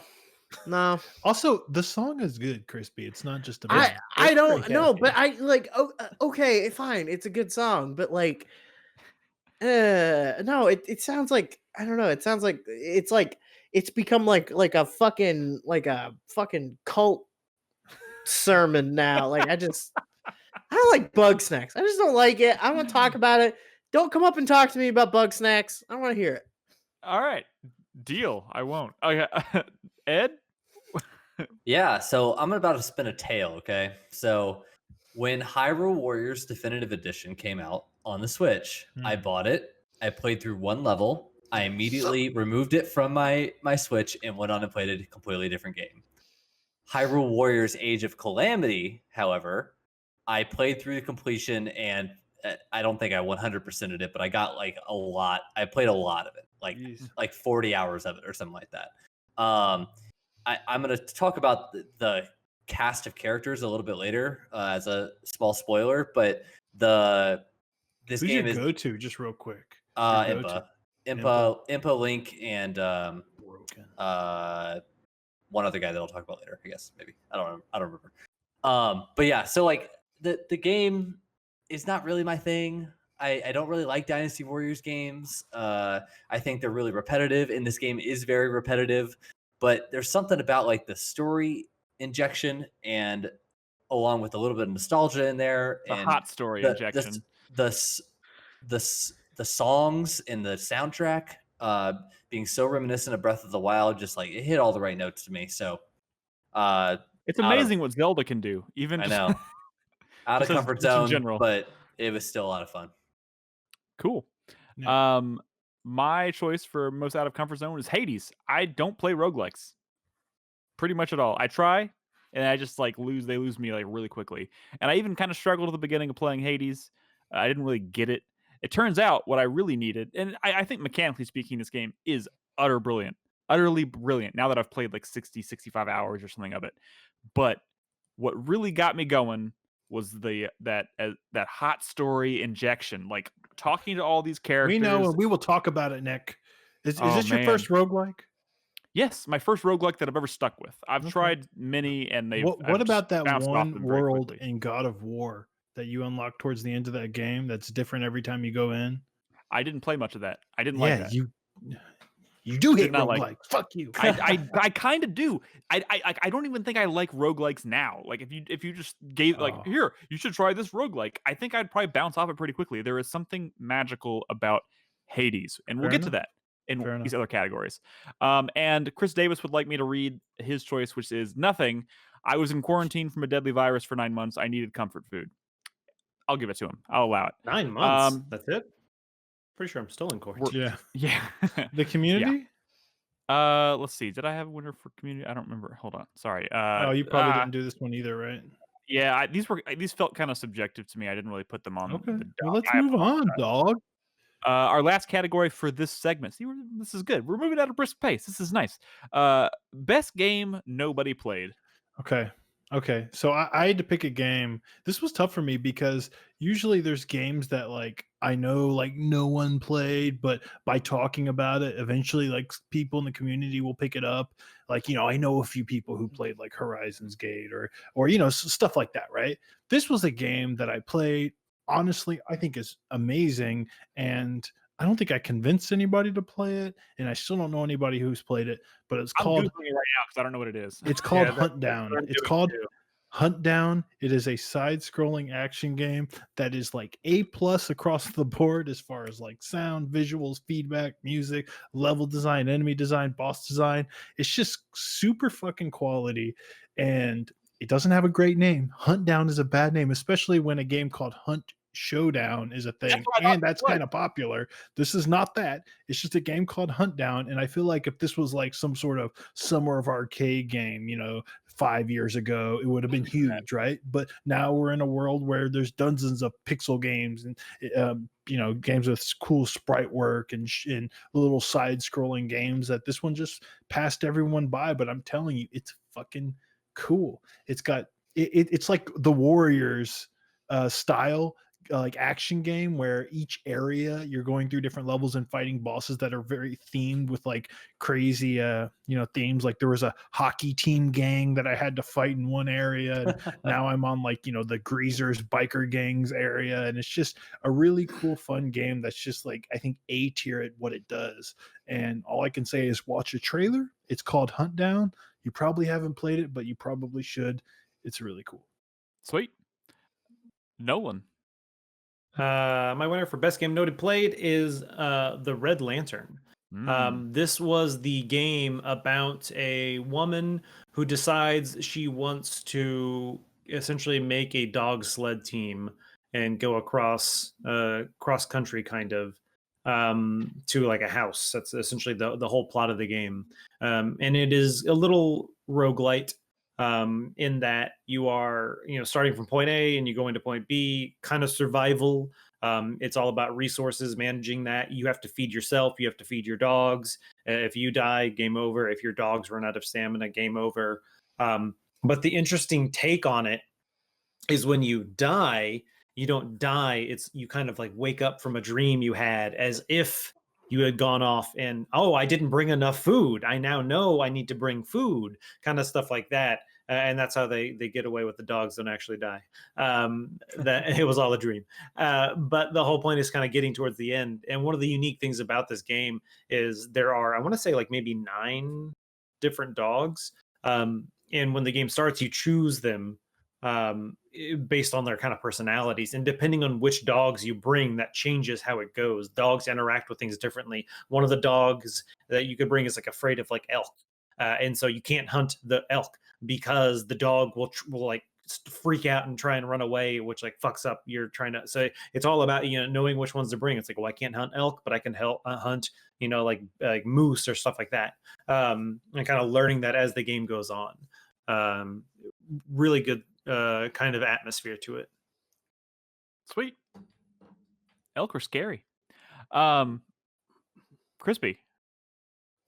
I don't know if this was actually your choice because somebody wrote "I'm gonna guess" in front of it. No, I wrote that. Oh, okay. I don't know why I wrote that. I put Kentucky Route Zero because I know a lot of people played the early chapters. The final chapter released this year, right? The final chapter released this year, which means it came out of early access. I didn't hear anybody talk about it, so I just I nobody played the played first it. chapter on Switch this year, and I don't know why. I'm I struggling. played the first chapter this year. Yeah, I know it's a little complicated. It feels like something I should get love. It's a little highbrow for you. It is. I get it. It's a little artsy for Nick. I get it. Why people bounce I off walked this right into game. that one. It's a bit of a thinker, Nick.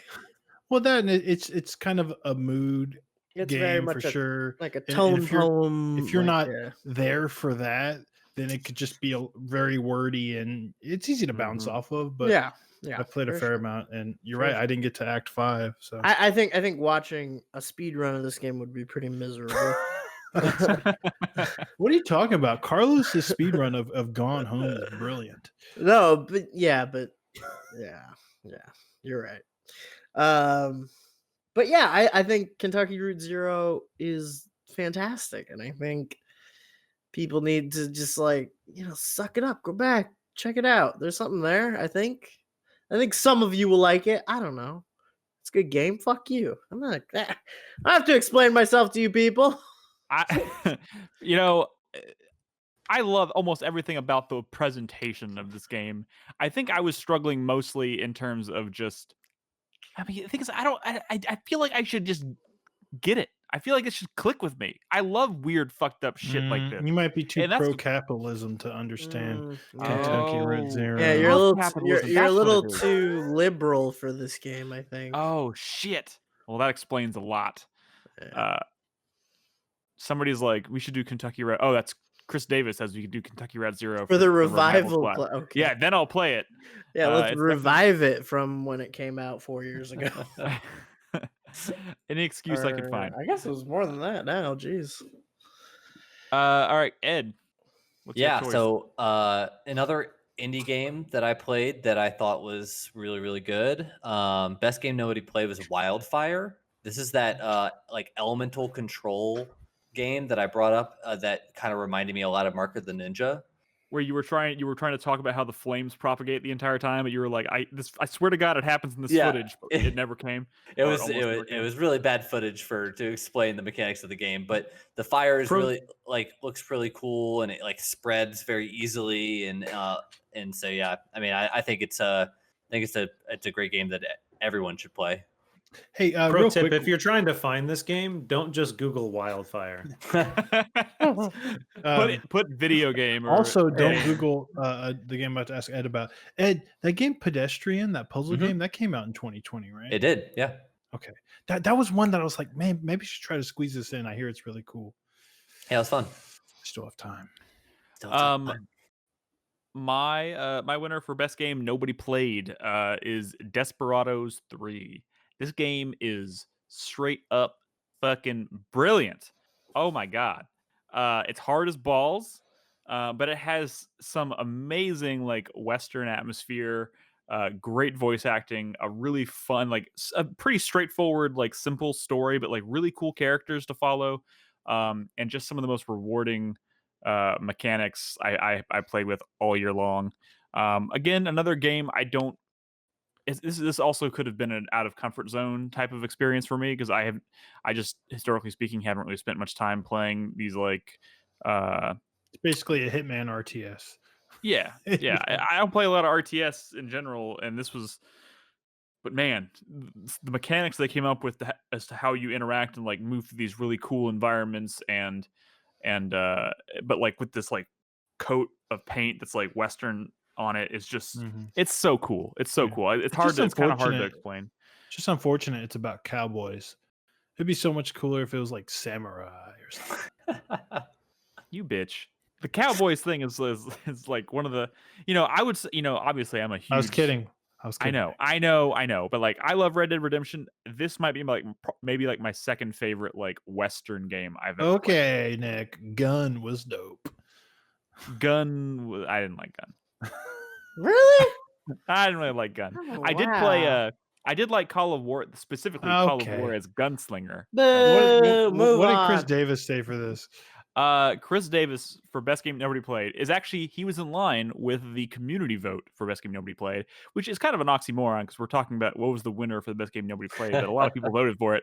Was 13 Sentinels Aegis Rim, that game that Chris Davis developed, marketed, produced, and scored. 13 Sentinels Aegis Rim. And as of today, not the only person who's finished that game. Oh, did you finish it today? You're goddamn right, I did. Nice. I'm proud of you, Brad. I'm proud of you. So what's that's it about? I'll actually talk about it a little bit later. That's like, all right, everybody just sit back and get comfortable. All right. So Nolan, do you want to set up we're about to take a break. So you want to set up your soundtrack of the year? Yeah, definitely a song that no one's heard tonight. My song comes from a game that a lot of people played. And one of the main reasons I like that is, first of all, the song fucking slaps. Oh, God, no, I know what it is. Hands down. And one of the reasons it's so good, I don't think you know what it is, Nick. I think you might be confusing it. One of the reasons it had to have been good was because if you played this game early on, you heard it a lot because they had so many server issues early on. And so this theme, thankfully, really is addictive. And I found myself fucking jamming to it. Without further ado, it's Everybody Falls, which is the Fall Guys theme. Okay. This is not what I was expecting. I was totally expecting Bug Snacks. But cool. We'll take it. Fall Guys. We'll come back right after this short break, and we'll talk about more categories.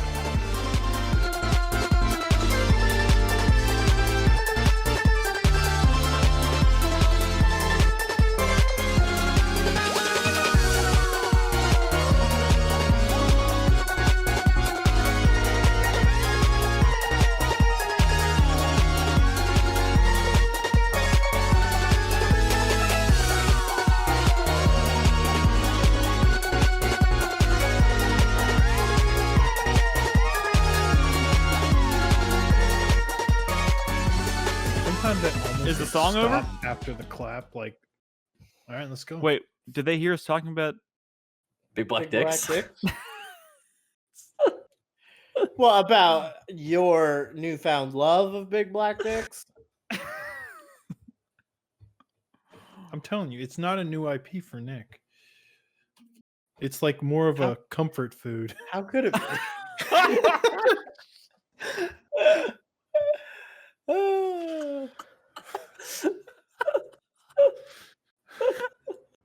Maybe biggest surprise or best looking game. best looking. Well, why not best feel? Best feel. And game of the year, of course. Also biggest regret. Well, really, it should be the Asterisk Award because it's not a video game. It's still... Oh my God. The number 11 award because that's how many inches. Are we okay? Nick, go. Are we Nick, are we doing go. this? We gotta start. We're all recording. Let's go. Oh my God. Holy shit, that was funny. Oh. Okay, sorry. All right, we're good? We're good? We're ready? Mm-hmm. Mm-hmm. All right. Welcome back to the show, everybody. We still got more awards to go over. I'm not crying. We're going to start this segment with Best Debut, New IP. I'm going to continue to compose myself. Brad, you get... My award for best new IP / debut is Monster Train. This is one of my favorite games of the year. We talked about it some already. Let me just say this. When I think about this topic, I think of like, oh, this is, maybe a first new game from maybe a new studio. It doesn't always have to be. I've never played anything from this studio before. I was super skeptical of this game because I'm like a hardcore Slay the Spire fan. And people are telling me, hey, this is just like Slay the Spire. If you like Slay the Spire, you should like this. And I'm like, fuck you. You don't know what I like. Slay the Spire is special. You can't just copy it or whatever. Granted, this game doesn't copy Slay the Spire, but they were right. It is fucking great. And I want to see more like champions and more deck types. I want to see expansions and sequels. And I think this was a great start to something cool. Let's flip it and let me play like the Angel side and have like cool Angels decks. kind of be more of like a tower defense type thing. I mean, it kind of is and isn't. It's kind of one of the things you brought up earlier, that you're kind of the invader versus that, but kind of changing that up and being I guess you'd be the attacker technically because you're defending yours. But yeah, no, that's such a good game, and with the updates they have added new champions, it's not even just new champions, but new kind of like defenses that boss had. And Seraph, is that the final boss?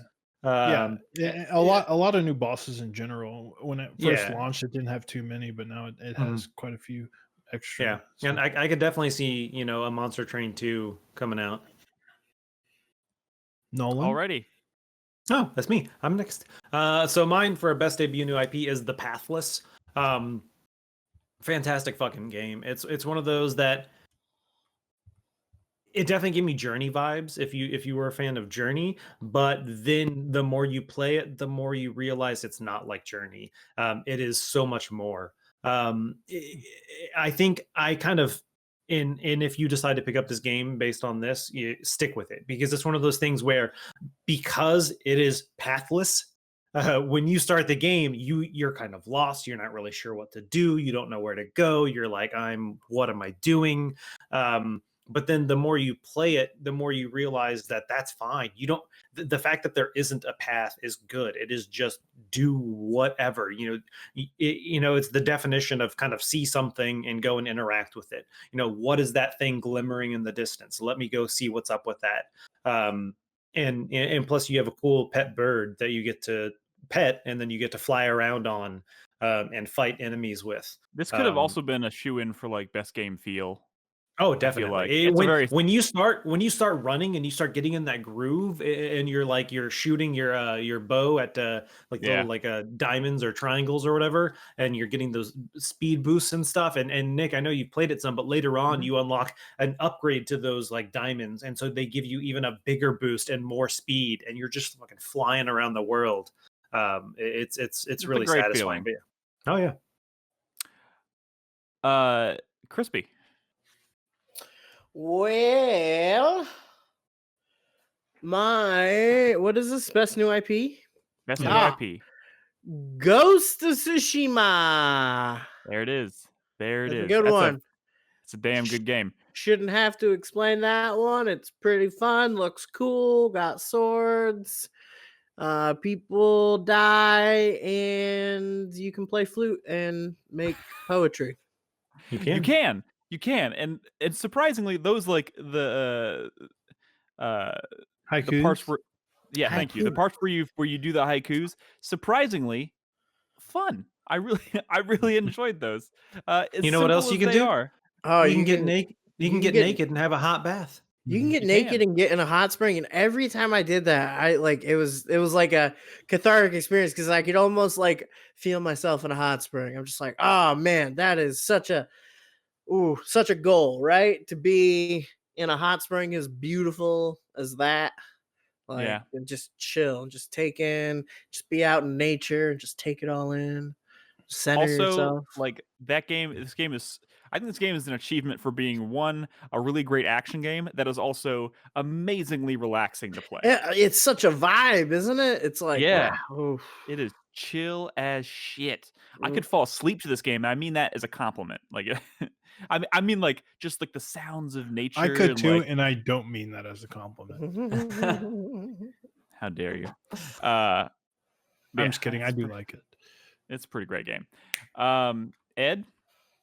Yeah, so my best debut goes to Iron Danger for a lot of the gameplay mechanic reasons that I mentioned earlier in best new gameplay experience. But the reason it's a new IP or whatever is because it ends with a pretty big cliffhanger. You are like, you're like, we're gonna go fight the final boss, and then it's like rolls credits, and you're like, what? Well, what? But I want to beat the final boss. I want to beat the big bad that you're talking about the entire game or whatever. So that's a frustration point, but I still think the gameplay experience is so top notch that it's a very unique feeling game to me. And it clearly seems like they have the intention of turning it into a franchise. Yeah, I guess so. Although otherwise, that's going to be a crappy cliffhanger. I mean, this could have been his best game nobody played, right? Yeah, that too. Unfortunately, but all year long, I remember when you first brought this up, all year long, and I even have it on my wish list, so I scroll past it all the time. I always thought it was Iron Dagger. Yeah, I thought so too when I read it earlier. I Iron was like, Dagger. oh, Iron Dagger. Honestly, both those names are not very good. I think a lot of this is one of those games where it's like it's kind of like Immortals Phoenix Rising, where it's like it's a good game. Man, that title's maybe a little unfortunate. Just it uses one of those words that just gets lost when you read it. My best debut or new IP. Do you know? Because I don't. I do know. So I tend to think of this category as like not just the best new IP, but also like the one that has the most potential to actually become a franchise. Like I tend to like avoid games that are most likely going to be one-offs. I think I'm going to make an exception. I originally put Immortals, but I changed it last second. I want to go with Hades, and I don't know if Hades is going to get a sequel and become, franchise. Supergiant doesn't really do that. Yeah, there's fewer things that there's fewer things that I want than more Hades. Let me tell you. Right, and I honestly I think this is kind of, while it's unlikely that they're gonna make a sequel, like they could very easily, I think, make a sequel to this game. Like there's so many characters that I want to know more about, and there's so much. Obviously, they have just like incredible just amounts of ideas for like story. Just the sheer amount of story in this one game alone makes me think of just like how much potential there is for them to go further and explore new layers of the underworld and meet new characters from the underworld that you didn't.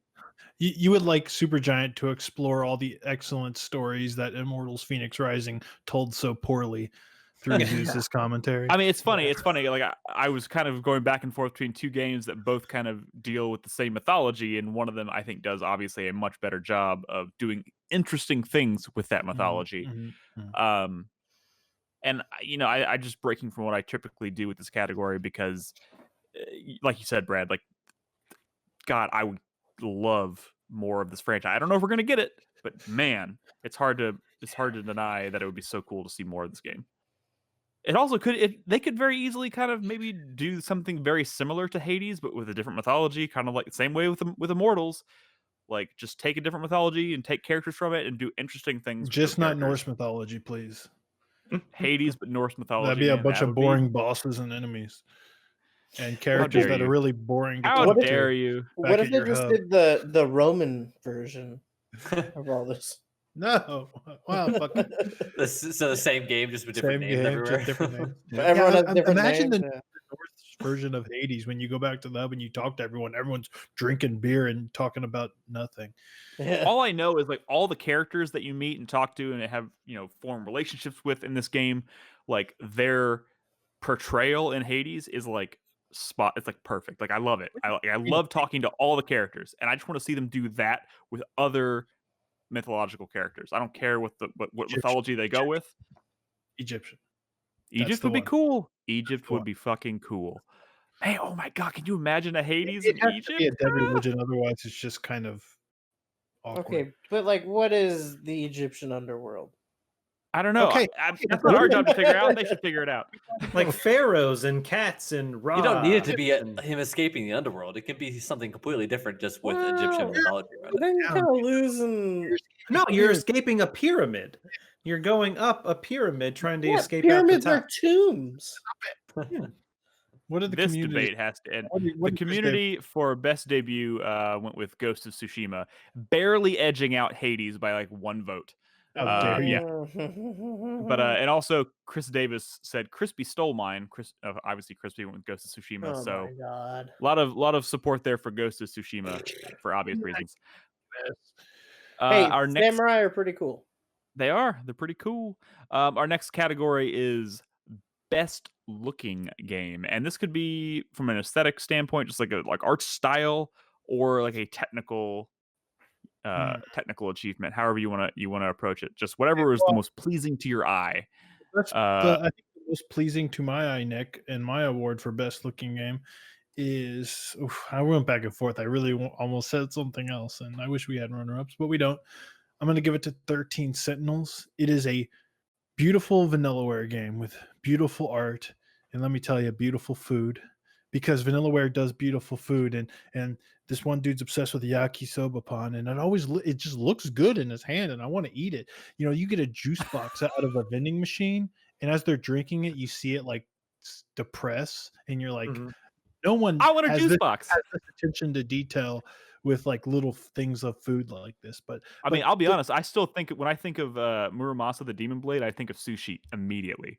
exactly, because that's Vanillaware. But the reason I wanted to give it my award for sure over other games that were quite beautiful, even some of the ones you were going to mention, is because one of my most misgivings going into this game was that I was really when I heard that the battle system is basically takes place on like a radar view of the battlefield, I was actually really disappointed because I thought that this was going to look really boring and underwhelming, and that's not what Vanillaware is known for. But after playing 40 hours of the game, I've come to really respect how they were able to like add a lot of flair and attention to detail in the actual battle system itself, with the UI and the different effects that are popping off when you're shooting like flurries of hundreds of missiles, and it actually looks really cool in battle, even though you're basically looking at the top-down radar view of like an entire city. And in the scenes in the story, when you see like a sentinel pop up in the background,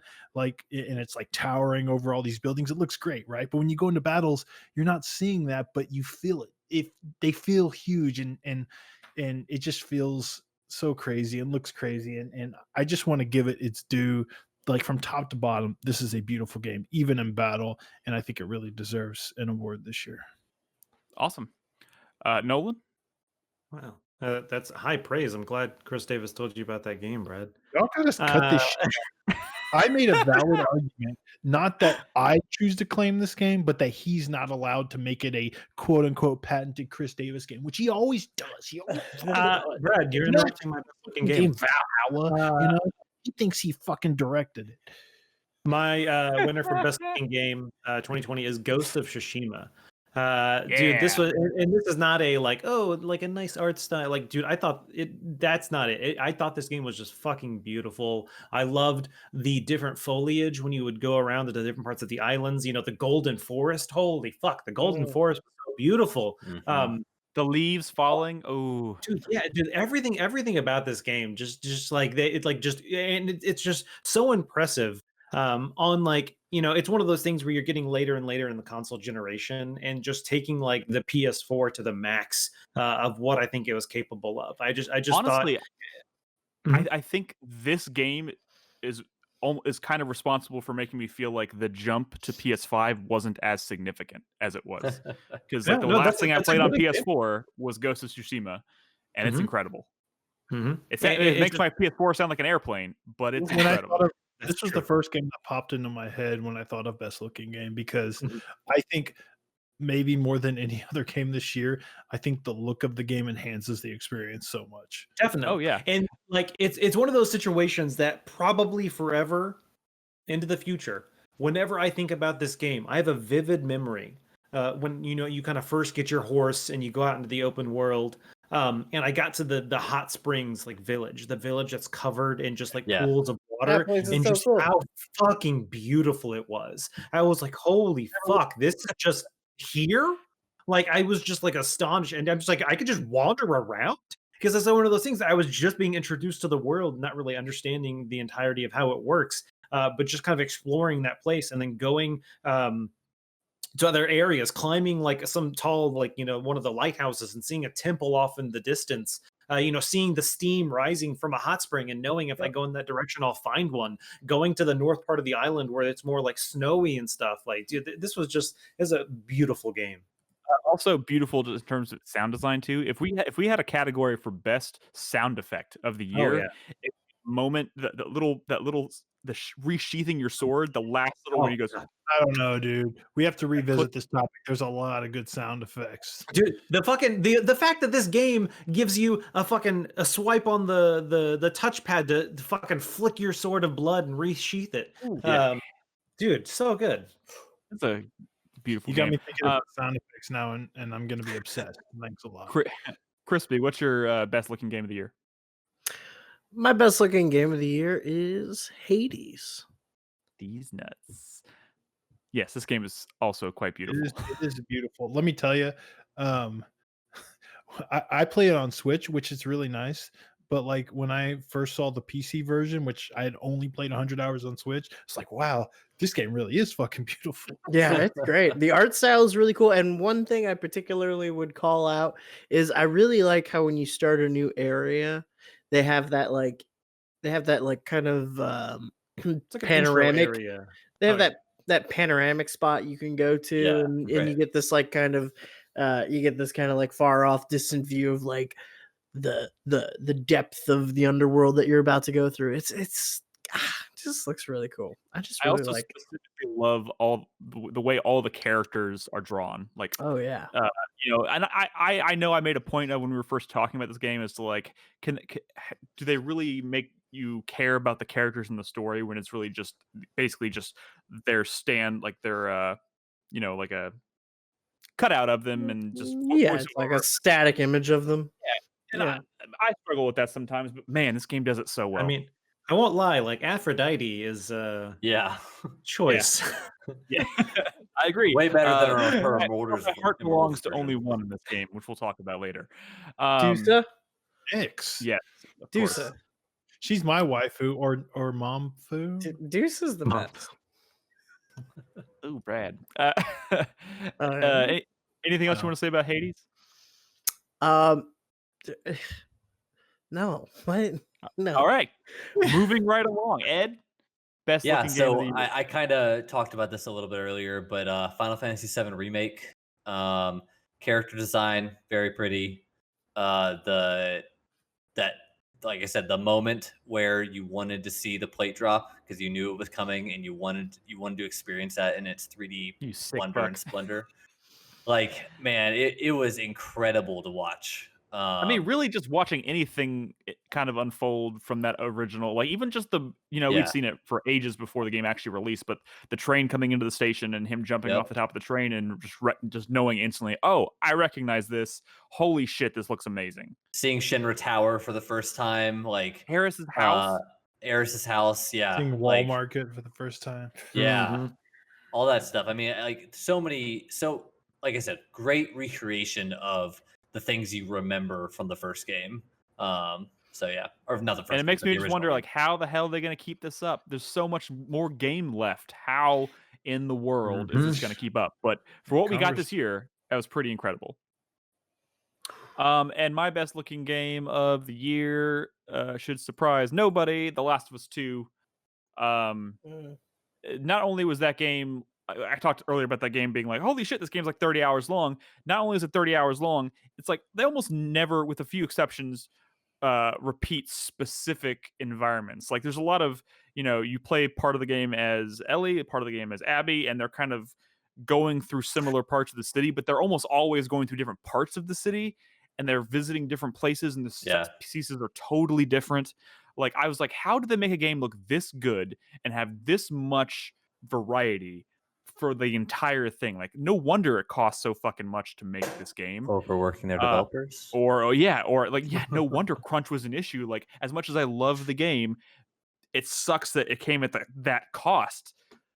But you can see the work that was obviously put into it. But holy shit, like I'll never forget like certain set pieces. Like there's one near the end of one of the chapters. You go into this like bar/arcade as Ellie, and not only was it beautiful in that like the rain was coming through the ceiling and the lighting was incredible and there was a storm going on outside, but it reminded me of going to Seattle for PAX, and the place that you were in literally reminded me of the place that we would host our community meetups. Right. Like I was like, is this based off of that place in Seattle that's right next to the convention center? Because also walking through this one part, I was like, these like strange stones look like the outside of the Seattle Convention Center because it takes place in Seattle. Sure enough, I come around a corner and there's a sign that says Seattle Convention Center, and I was like, oh my god, I've been here. Like just so many moments like that were just kind of like mind blowing, and every inch immaculate of it's detail, beautiful. immaculate detail on the inside of a skull. Yeah. Yeah, it's a technical masterpiece and beautiful from top to bottom. The Chris Davis's choice for best looking game of the year, though, was Half-Life Alyx. That's another one I think is noteworthy, particularly for being a VR game and looking as a lot of VR games look kind of janky or borked, especially from like an outsider's perspective. But Half-Life Alyx is a beautiful game, and remarkably like you don't have. It doesn't feel like you had a lot of that like weird like hand animation jank. Everything felt kind of amazing. Well, that's because she didn't have arms. That's true, and I think that's why they made that decision, because they didn't want the awkward hand jank or arm jank, and it didn't bother me at all, personally. And the best looking game, again, was Ghost of Tsushima from the community, barely beating out Hades by about 4 votes. But yeah, that's a real looker. What's next, Nick? Next category is best world/level design. Oh, this was tough for me because it was actually a toss-up. As a throwback to the best world/level design of 2017, The Legend of Zelda Breath of the Wild, I had to choose between Genshin Impact and Immortals, which were both cribbing off heavily Legend of Zelda Breath of the Wild. Ultimately, I think I decided on Immortals because I think that I think it's the enormous like god and goddess statues. There's something so cool about seeing those off on the horizon, and they seem so far away. And then you pull open your map and you realize that that's only just a small fraction of the map, but they're always there and they're always enormous, and they have a lot of like really great distinctive features, like big snowy mountains, or like that stormy forest I was talking about earlier, maybe before the show. And it's so vertical, right? The game can go up so many high mountains, but sometimes you'll come across like a ridge that just goes down, and there's like a cool fucking puzzle down there, right? It's just, like I say, when you're making a game like Breath of the Wild with those core mechanics where you climb and glide, you're automatically going to have a world that's just amazing to explore. And I don't know. I mean, they pulled it off. It's an incredible world to explore, even if it does get a little repetitive after a while. I would definitely not fault the actual like terrain and world design. I think it's amazing. Absolutely. Nolan. Yep. So for the life of me, I could not remember the name of the arcade in LA, and it took me a good 5 minutes here to find it. Isn't I'm it GameWorks? No, Button Mash. Oh, no. That's in LA. I'm talking about the one in Seattle. Oh, you said Seattle. Yeah. I don't remember going to one in Seattle. Yeah, right across from the LA Convention Center, down like 1 block away down the street. There's Seattle Convention Center. It was the place because there's like a big like plane or something hanging from the ceiling. Oh, yeah, I remember that. Yeah, and there was one in the game as well. Remember. So, Nolan, what's your choice for best world design? Mine is Superland Crash. Goddamn, dude! Like it's one of those things, especially a game designed by a single person. And I know this was DLC, but whatever. It was giant DLC with a lot to do. It was a full game. I mean, it was definitely. I consider it a full game.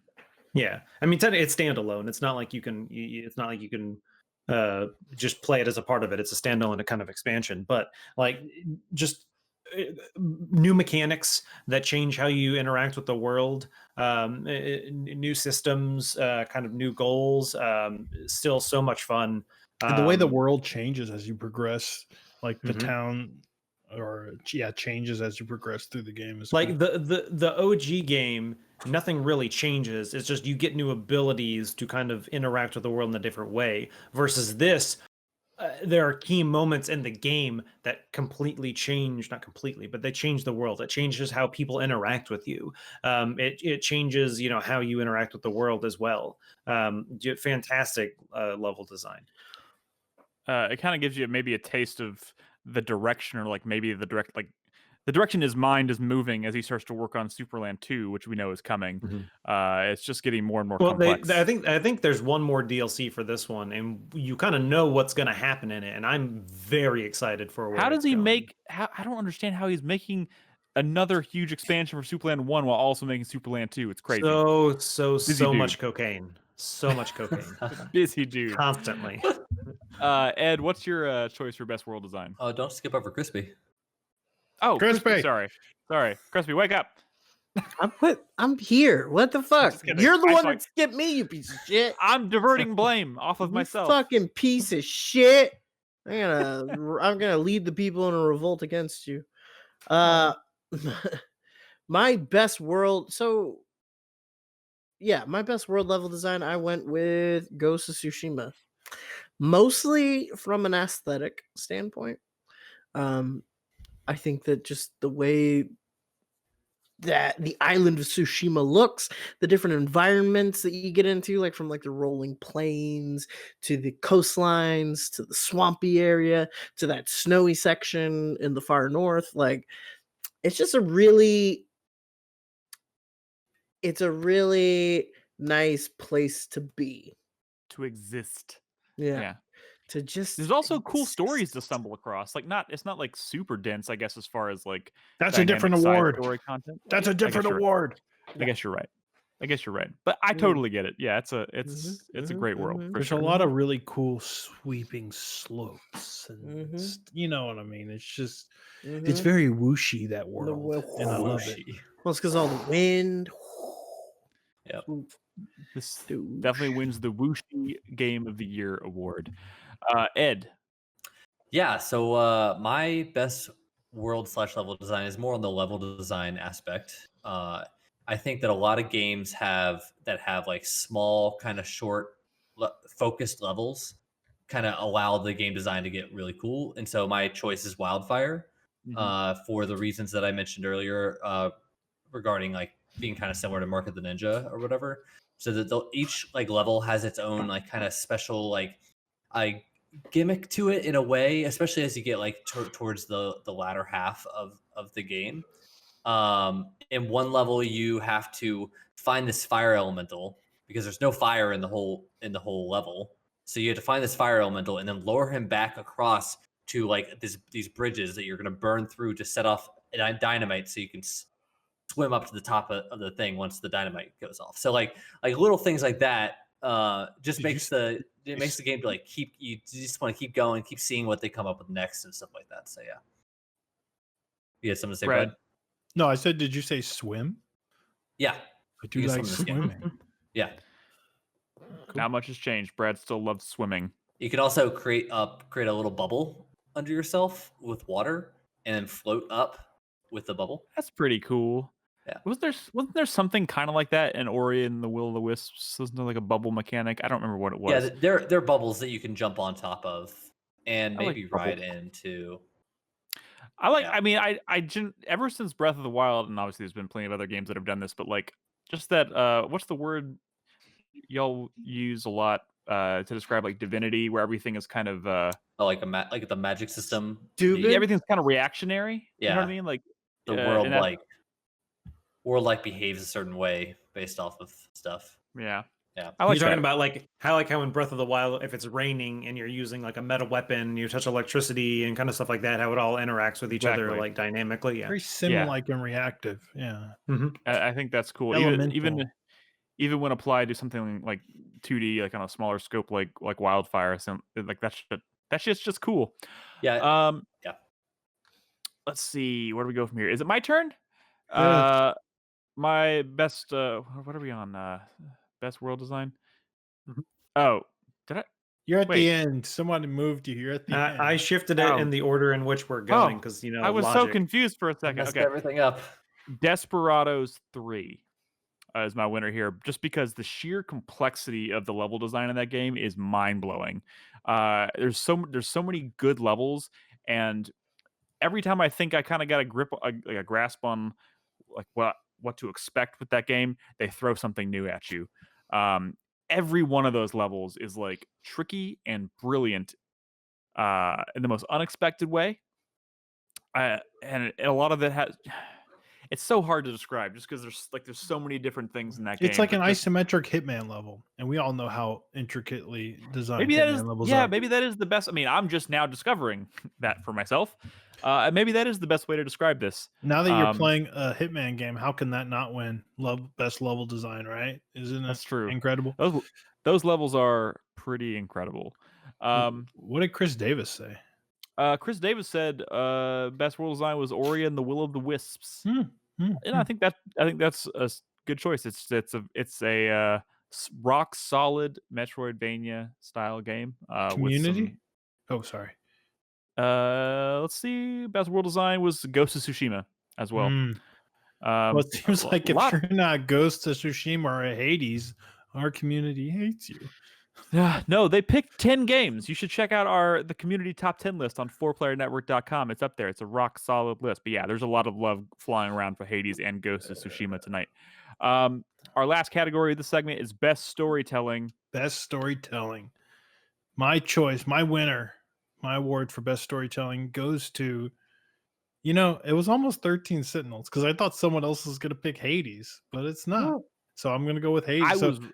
I was surprised. I think at some point someone had put Hades, and that's why I originally put 2, and I was like, I can't decide which one. I was like, if somebody else wants to take Hades, I'm going to give it to him. And for me, it's definitely Hades. I think not only is it like the story like so good, it's like feels revolutionary for a roguelike, right? Like the story feels perfectly designed for a roguelike, and it might be how they came up with the whole concept, right, of escaping hell over and over again. But are we allowed to talk spoilers when we talk about story, video game moments, stuff like that? Maybe with proper. No, okay. Just try and beat around the bush a little bit. Yeah, just skip forward. I'll completely neuter the effectiveness of why I think the story's good. That's fine, but it's the fact that like even 100 hours later, I'm coming across new dialogue, right? The way they wrote this story to always be like evolving the more and more you play the game, especially what the story starts to do as you start beating the game and realizing kind of it becomes the motive. Like you fight so hard to get that first win, right? That first clear, and then all of a sudden, it's the story that's pulling you forward, right? It's no longer just conquering and getting out of hell for that first time. Something happens in the story, and it's like, wait a minute, no, I got to keep beating this. I got to see what happens. Right. Yeah. And it's fucking brilliant. The writing's amazing. The voice acting's amazing. It's so hard not to be sucked into the story and these characters and these relationships, and just that core motivation for why Zagreus is trying to escape hell, even when he doesn't really know at first. But yeah, it's amazing. It's incredible. It's pretty incredible. Again, I said it earlier, but like, I feel like it'd be a really hard time finding such a brilliant motivation for a roguelike, like context for a roguelike design. Like I feel like this is 1 in a million. I can't imagine finding something this perfect to fit this genre that pulls you through. It's so good. And I played for 60 hours. I finished it. I saw credits roll, and I was like, I could keep going because I'm still seeing dialogue.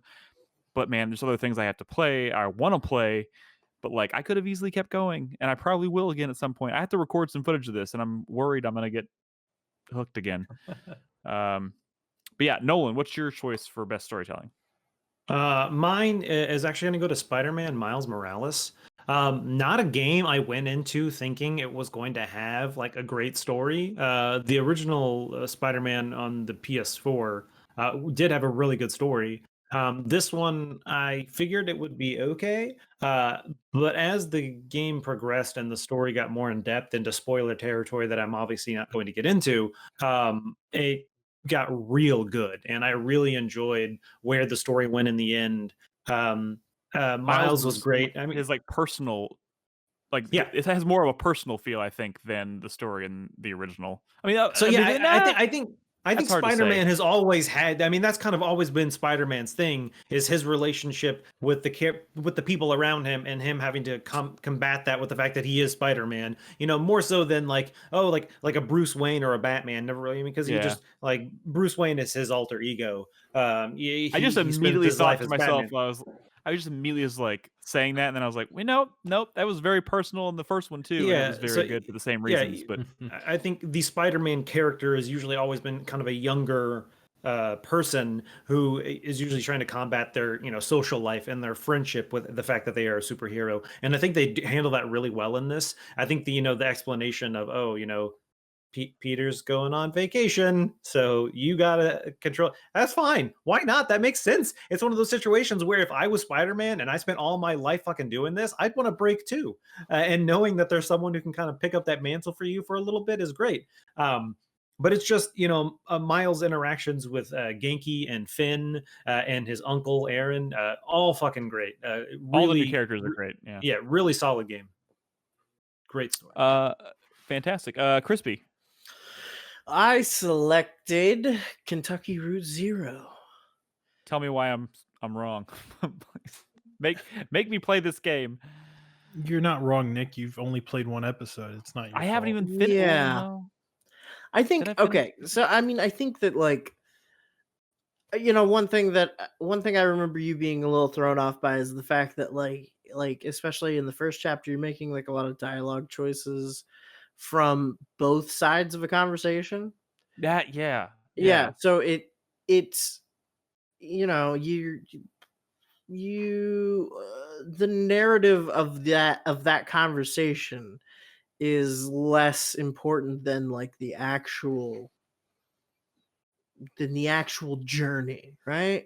Than the actual like through line of what ends up happening along the way through the zero. And I think that the tone of the game is like absolutely haunting, absolutely just like it is like really just like seeps into your bones, I feel like. And I really like a lot of the ideas in the game, just kind of like the like what is this kind of like liminal space of the zero, like what kind of culture does it have, what kind of people are in there, right? Like I love the idea of the Bureau of Reclaimed Spaces. I love the underwater river, the Echo, like here and there along the Echo. Yeah, there's just so much going on that it's like this game can be funny, it can be kind of whimsical, it can be silly, and it can be just like downright like chilling, soul crushing. Yeah, like just it's just like a whole thing, it's a whole fucking journey, and I don't know, man. It speaks to me in a way that a lot of media hasn't in a Maybe while. I need to like just turn off the lights and light a candle. Dude, you know need what I like mean? fucking smoke a Cozy joint or up under. something and try it. Like you need to really just like maybe a glass of red wine or just I'm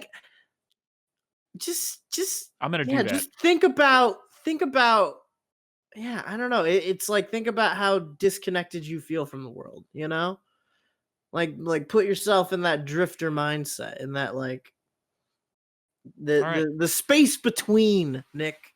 Magic realism, Nick. You've convinced me. Ugh. I'm gonna do that. I'm gonna dim the lights, light a candle, pour myself a glass of wine, cozy up underneath a blanket with no pants on, and I'm gonna play that game. Just try it. Just try. All right. Let's see. Ed, what is your choice for best storytelling? My choice for best storytelling is Ghost of Tsushima. We already kind of talked a lot about the how beautiful the game is, how good the world is, and stuff like that. But I really do think that this is my favorite story of the year from start to end. I thought that the way that they they kind of left clues on how the future parts of the game would like end up, because the first time you stab someone in the back, it like cuts to that cutscene or whatever where your uncle is like telling you like we are honorable people or whatever, and then the second time when you poison someone for the first time, it happens again or whatever. So they're laying this groundwork for the rest of the later parts of the story, and it's a very solid 3-act structure of a game and of a story. And so I mean, it's the whole gameplay experience. I think it's not like incredible. It doesn't like, it's not groundbreaking in the way it tells its story, but it because like you said, it follows a very strict 3-act structure, but it does it very well. Right. And for that, it's a very satisfying story to watch unfold. It's I and also it's like really I liked how like the main kind of like conflict, and I didn't see this coming really. I didn't really understand when I was like watching it leading up to it, but like the main conflict being kind of this question of whether you want to adopt these like more like guerrilla it's style tactics as opposed to the honorable like fighting tactics of the samurai. The Like way of the I never samurai. really yeah. I never really understood exactly what that meant or the weight of it, and like I this mean, game really paints the it's like a picture of challenging it. theme, right? Like it's like Yeah. if you want to be the person to adopt these terrible tactics that kill and maim people or whatever, but in exchange for fighting for your country, like and Yeah. being maybe the one person take on the role of the devil or whatever, or the ghost Yeah. in this case, right? Like it's a cool thought, It's a cool dynamic. You're Batman at the end of the Dark Knight. right? Yes. Yeah, Exactly. you're the hero the country needs, or the island, Right. or whatever. Yeah. but Yeah. not the It's- one it- they deserve. Or wait, how does Yeah. that go? Yeah, it's the one they need, not the one they deserve. Whatever. Anyway, moving on. Anyways, my best storytelling, obviously you probably saw this coming. The Last of Us Part 2. I did not, and this is obviously Did you like probably that game, Nick? Yeah, I did. I really obviously I was very This open is about controversial. I Because mean, last I heard, it sucks. well, I'm sorry. you kind of joke, but it is obviously a very divisive choice. It's been a very divisive game. I am very far on the side that thinks this game is brilliant from a storytelling standpoint, and just like they could have gone any number of directions. There's a lot of discussion as to whether this game even needed a sequel, and like how do you even follow that up. And the way they went about doing it was, in my opinion, kind of totally unexpected. And it's a very dark game, and a very haunting and a very sad experience. And maybe that's kind of part of the reason why it's so divisive. I don't know. It doesn't feel like a very uplifting game, but it also feels like a pretty important story that I think needs to be told. And it breaks it very quickly breaks from like your expectation. Like it's like, we know how our audience feels about certain things. We don't care. I think We're also, gonna I think also the fact that your opinion of Abby at the beginning and at the middle at the end is very different, and it's so dynamic throughout the game. And your opinion of Ellie in this, I feel like in the same way, absolutely. right? Like Absolutely. that is a masterclass of storytelling just in its own right. They I think. manipulated the way I felt about That's one those two thing characters that brilliantly. and that's one thing that a lot of people didn't like about this game, and that's the reason. Like, oh, I could see what they were trying to do, and blah blah blah. They're trying to make me feel things. I'm not gonna lie. Ask Bernadette. She was sitting right over there on that couch, and I was on that couch playing this game. And within 20 minutes, I said, "This is what's gonna happen. I don't like it. It's dumb." By the end of the game, I was like, "You fucking got me, man. All right, all right. You got me." Solid. And I like that they went with this. They obviously in the first game told a very dark story, and that was at times very sad and depressing and oppressive. But it ultimately ended up having maybe a more. I mean, you didn't end that game feeling necessarily like everything was horrible. And I think they approach. But the thing is, I think they approached this game. They were like, life is fucked up. And it doesn't matter how much you care about someone, or how much you try to do the right thing.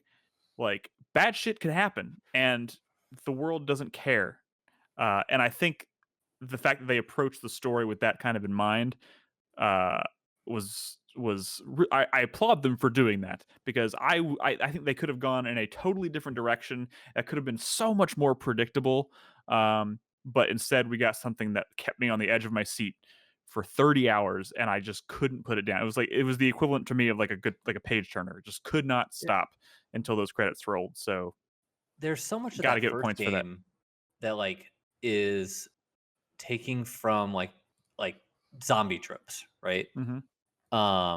That's and true. and they successfully like kind of, they don't maybe not subvert your expectations too much there, but this revenge story in this game is so like not a zombie story usually, right? Right. And just to be able to accomplish that, and where the zombies are just like, it feels like they're fodder Or and an kind of afterthought. Yeah. their background for the rest of the story, I think is what makes I agree with you. It is the best story of this year, I think, because of all that. Yeah.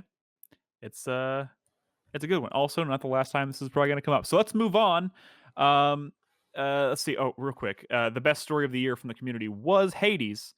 Chris Davis. Again, and Chris Davis's choice was 13 13 Sentinels. Sentinels. Aegis Rim. He wrote that. He loved it.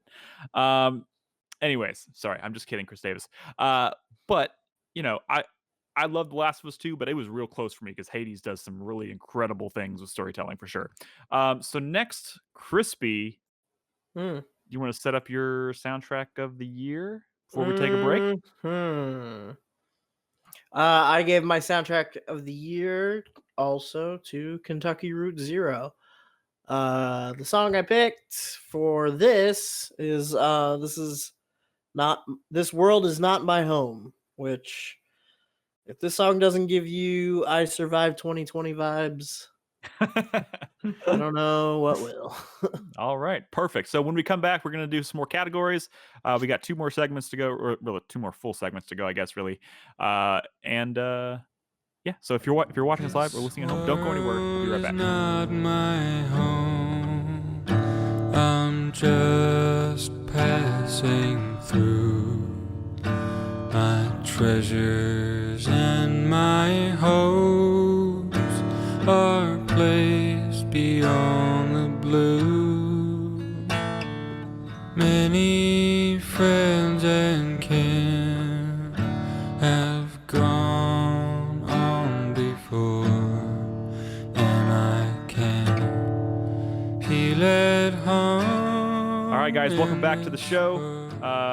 Let's get going. Our first category on this segment is going to be Best Ensemble Cast. I think that speaks for itself. Brad, take it away. A lot of good choices, and I like a lot of y'all's picks as well.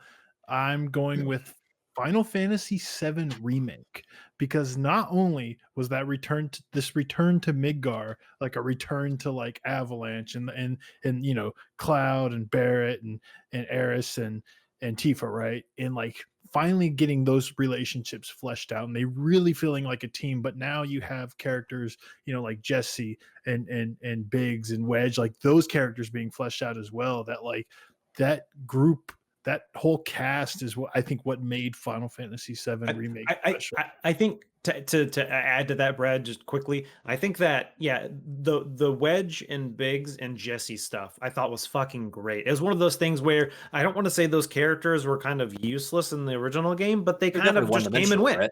Yeah, exactly. Yeah. They're there for the first part and then they're gone and you never think about them again. But in this, you actually get to you get to know them more. You get to like explore their backgrounds more. You get to know them as characters. They have voices. They have like they have depth to them. Like Ed said, they're not one dimensional anymore. And yeah, I thought I'm gonna do another one of these. If we had this category, if we had a category for best crush of the year, ooh, Jesse, man, Jesse, so good, so good. Sorry, thought I'd throw that in there. So again, the way that like those relationships developed, you know, where you'd have moments where you just go off with Tifa or go off with Jesse and have like moments for those relationships to build, and by the end of that game you really felt like a fucking family, you know. And I think that's what this awards may be all about, and it's just really, really good. I think that was the magic of that game, honestly. Absolutely. Nolan, what's your choice? So my choice is Yakuza Like a Dragon. This was just, I think, honestly, the character relationships in this, I think, just go above and beyond other Yakuza games. And I haven't played them all, but holy crap, dude! Just time where you're traveling with a group of people, they're having Dragon Age style conversations and stuff. Yeah, you'll just randomly come across something that's like contextual. Like you have to be in this location with these people in your party to have a conversation that happens. And it's just fucking Ichiban and and Namba. Their fucking relationship, they're fucking bros. Like it doesn't start out like that, but then they become fucking best bros. Huh?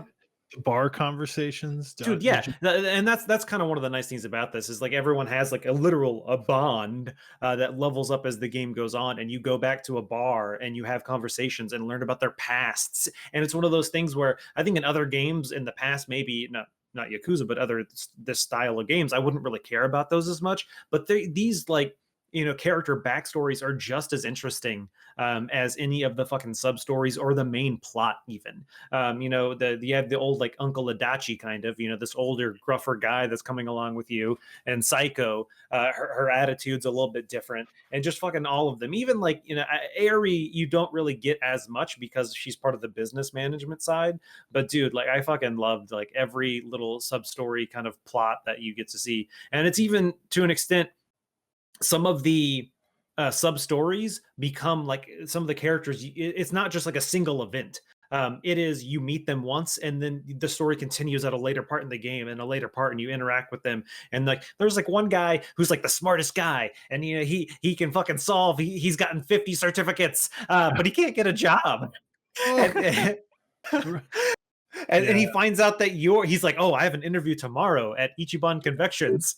Did you have the Max relationship with the girl who worked at that Aerie? Yeah. No, not the one who does the trivia. Guys, we're slipping into anecdote territory here. Let's move on. Yakuza 7 is great. Go play it. Yakuza Like a Dragon, fantastic. Crispy, tell us about your choice. My best ensemble cast is like the actual best ensemble cast of the year. You're kind of right, honestly. Which was Hades. Yeah. Because, I mean, there's like 20 characters in this game, and they all just fucking slap. And they all have all these like different relationships to each other. And you're kind of like, I mean, it all filters through Zagreus, the point of view character, but it feels like, it's weird to say about the underworld, but it feels like a living, breathing place, Right? It feels like, I just love just like the way, like the attitude of all the characters and how just kind of nonchalant they are about living in Hades. And I love Zagreus's specific relationship with each character, Yeah. They're all different. That's great. And like when I was thinking about best new character, which is our next category, I was like, I could pick like 10 different characters that could be my favorite character of the year from Hades alone, which made that category pretty difficult. Yeah. But yeah, you're not wrong. That was a really tough choice. Ed. Yeah, so my choice for best ensemble cast is Hyrule Warriors Age of Calamity. I think that each of the characters are just so differently played. And Brad asked me earlier, I like Impa a lot. I like Link a lot. I like Mifa and Sidon a lot. Spoiler, Sidon is in the game. Like the fact that you just get, it's like 18 characters total that all play so very differently. Just it makes that like repetitive aspect of the Dynasty Warriors series just so much better. Yeah, it makes it fun to play through because you can play a different character every single mission you do and just have a blast with it.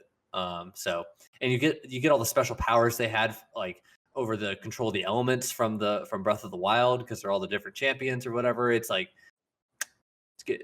It's good. Like I said earlier, it's amazing what Zelda can do. Even the Korok guy, pretty good. He has his little barometers that he shakes. It's just so much fun. He's a playable character.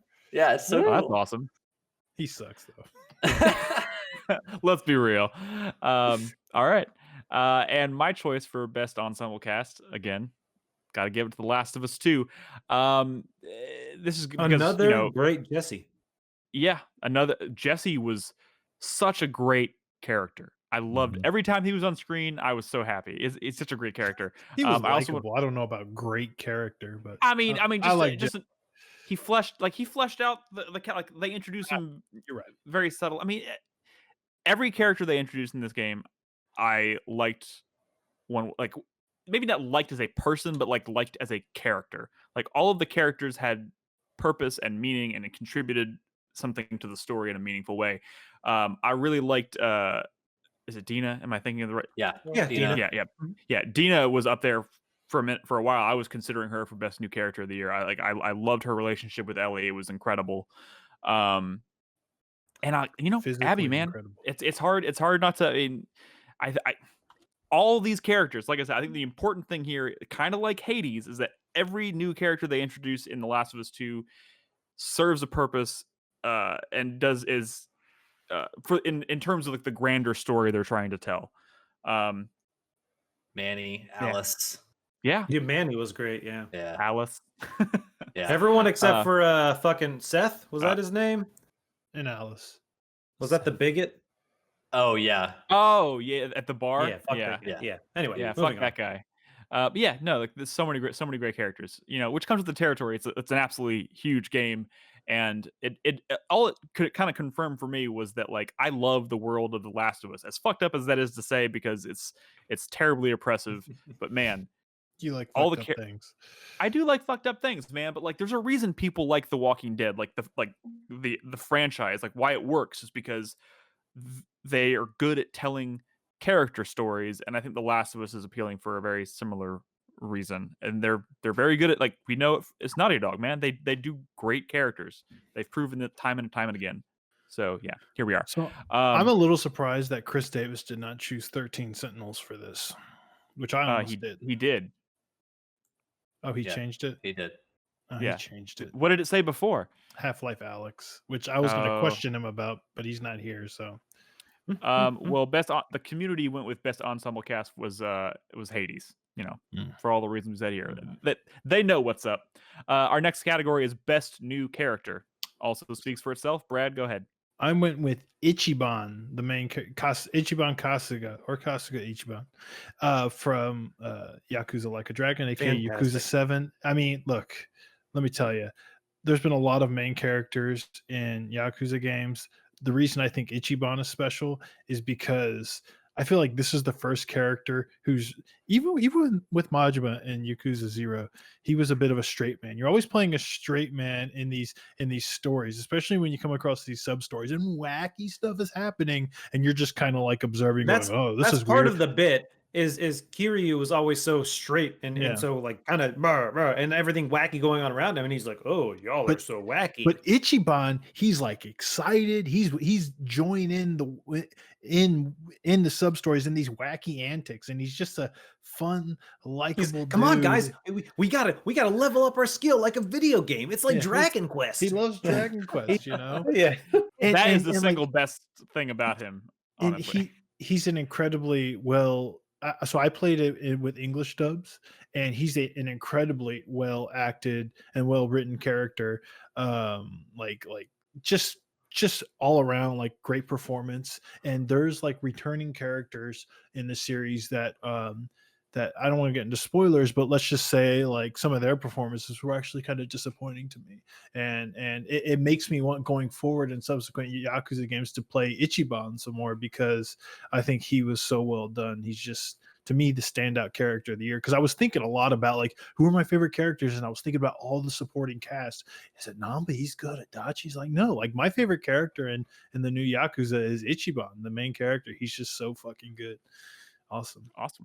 Even though I don't always agree with some of his story choices, I would not be so forgiving as him. But to add to that, Brad, and there's not really a category for this, but something I did want to talk about for those that don't know, and it's fantastic technology, is that if you play this game with English voice acting, the mouth flaps are in English.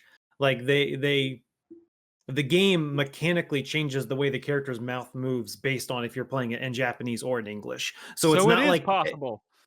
So it's not like they're speaking English, but their mouths are moving as if they were speaking Japanese. Like their mouths move as if they are speaking English. I mean, modern Yakuza games are incredibly well localized games, and this is no exception. So, all right, Nolan, what's your choice for best new character? So I was going to go with originally something from Yakuza, but since Brad did, I wanted to shine a little more light on another game. So I chose actually Kenji from Ghost of Tsushima. And Kenji is like the sake. No, he's the sake merchant. Gotcha. And so one of the things I loved about him Yeah, well, is he? So he's one of the guys who's kind of like that sneaky weasel kind of guy that's like, oh, I'm just blah blah blah. But then, like, kind of trying to not spoiling stuff. But towards the end of the game, he kind of turns that around a bit, and he actually is like a very loyal person. He's a In the redeemable end of the character. day, yeah, he's obviously kind of a skeevy kind of guy that's just trying to make a buck in this world of Mongols invading our land. So maybe I'll help out the Mongols to make a few dollars on the side. But then I think at the end of the day, I really liked how his character development went throughout the game. Nice. Yeah, I kind of forgot about him. He's pretty good. I mean, I think that's another game that has a lot of really good characters. Interesting choice. Crispy. My selection for best character, new character. I went with Zagreus from Hades. Did you like Hades? Yeah, I did. That was pretty good. I didn't play a lot of games this year, and of the games I did play, I didn't play a lot of good games. So, dang, you know what? One of the good games you played was Hades. Hades was probably one of the better games I played. But I do actually genuinely really like Zagreus, just not not just because he's the focal point of this like big diverse cast that's really fun, but also because like I just really like his attitude. I really like his demeanor. I like that he has that like determination and like pigheadedness, but without like so much of the arrogance and just like general callousness that those traits kind of get coupled with a lot of times, he's just like he's such a good boy. He's just a likable dude. Sorry, what a nice boy he is. He's so nice. And he's relatable. He's not just likable, he's relatable. To succeed, which is I good. see teenager Brad there. Yeah, I mean, he's just what a guy. Good choice. Solid choice. Again, a lot of incredible characters to choose from. Ed. Yeah. Favorite new character of the year is Pan Am, and I kind of cheated and said all of the Aldecados. And if you don't know who these people are, Aldecados. If you don't know who these people are, it's because you didn't play enough Cyberpunk. Chat striker from the record. Here's the thing. He's cheating. Here's the thing. I did not play enough Cyberpunk 2077, but I definitely know who Pan Am is. Yeah. So Pan Am is a character you meet, and it was additional for me because I played as a nomad at the beginning. Just the whole concept of the nomads is cool, where you're not related by blood, but you just kind of like live together and work together as a family unit or whatever. And Pan Am is one of the characters that you meet that is kind of on the outside of this. Was in the Aldecados, was kicked out or whatever, and now she's back. You kind of help her get back in. So, and just an enjoyable time, especially the sex scene where you are like, and there it is. You like link up your brains to this machine, so you're like having sex while your like brain is also linked up to each other or whatever. I'm not. So it's like Demolition Man. Yeah. I'll be honest. I can't wait for Cyberpunk 2077 to come out in 2021. Yeah, me too. All right, my choice for best new character of the year is also from Hades. The real MVP of Hades, Megara. I'm gonna be honest.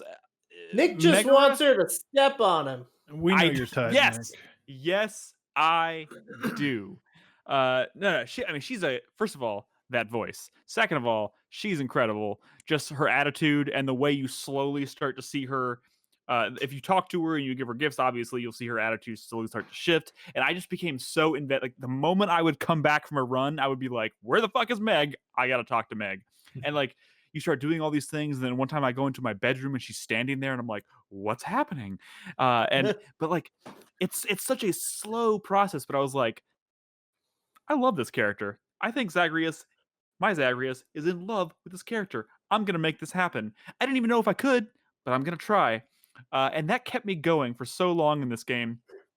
And the payoff is just absolutely fantastic. And honestly, I want to go back and play more of it. Primarily, I mean, a lot of great characters I want to revisit, but like, I want to see if that relationship with Megara develops even further beyond what happens in the cusp of the the main story because it's so good. It's so good. My I mean, Zagreus is actually in love with Dusa. Yeah, no, Dusa is Oh, pretty yeah. great. She gets him Artemis rock all the hard. way. Are you kidding me? Yeah. Best Damn it, boons and Nolan. best When she lady. gets all flustered and floats away, love it. Mm-hmm. No, yeah, great. I just, I really had a, let's be honest, it's probably the voice, Meg's voice. It's got some hot sisters too. Nyx. All right.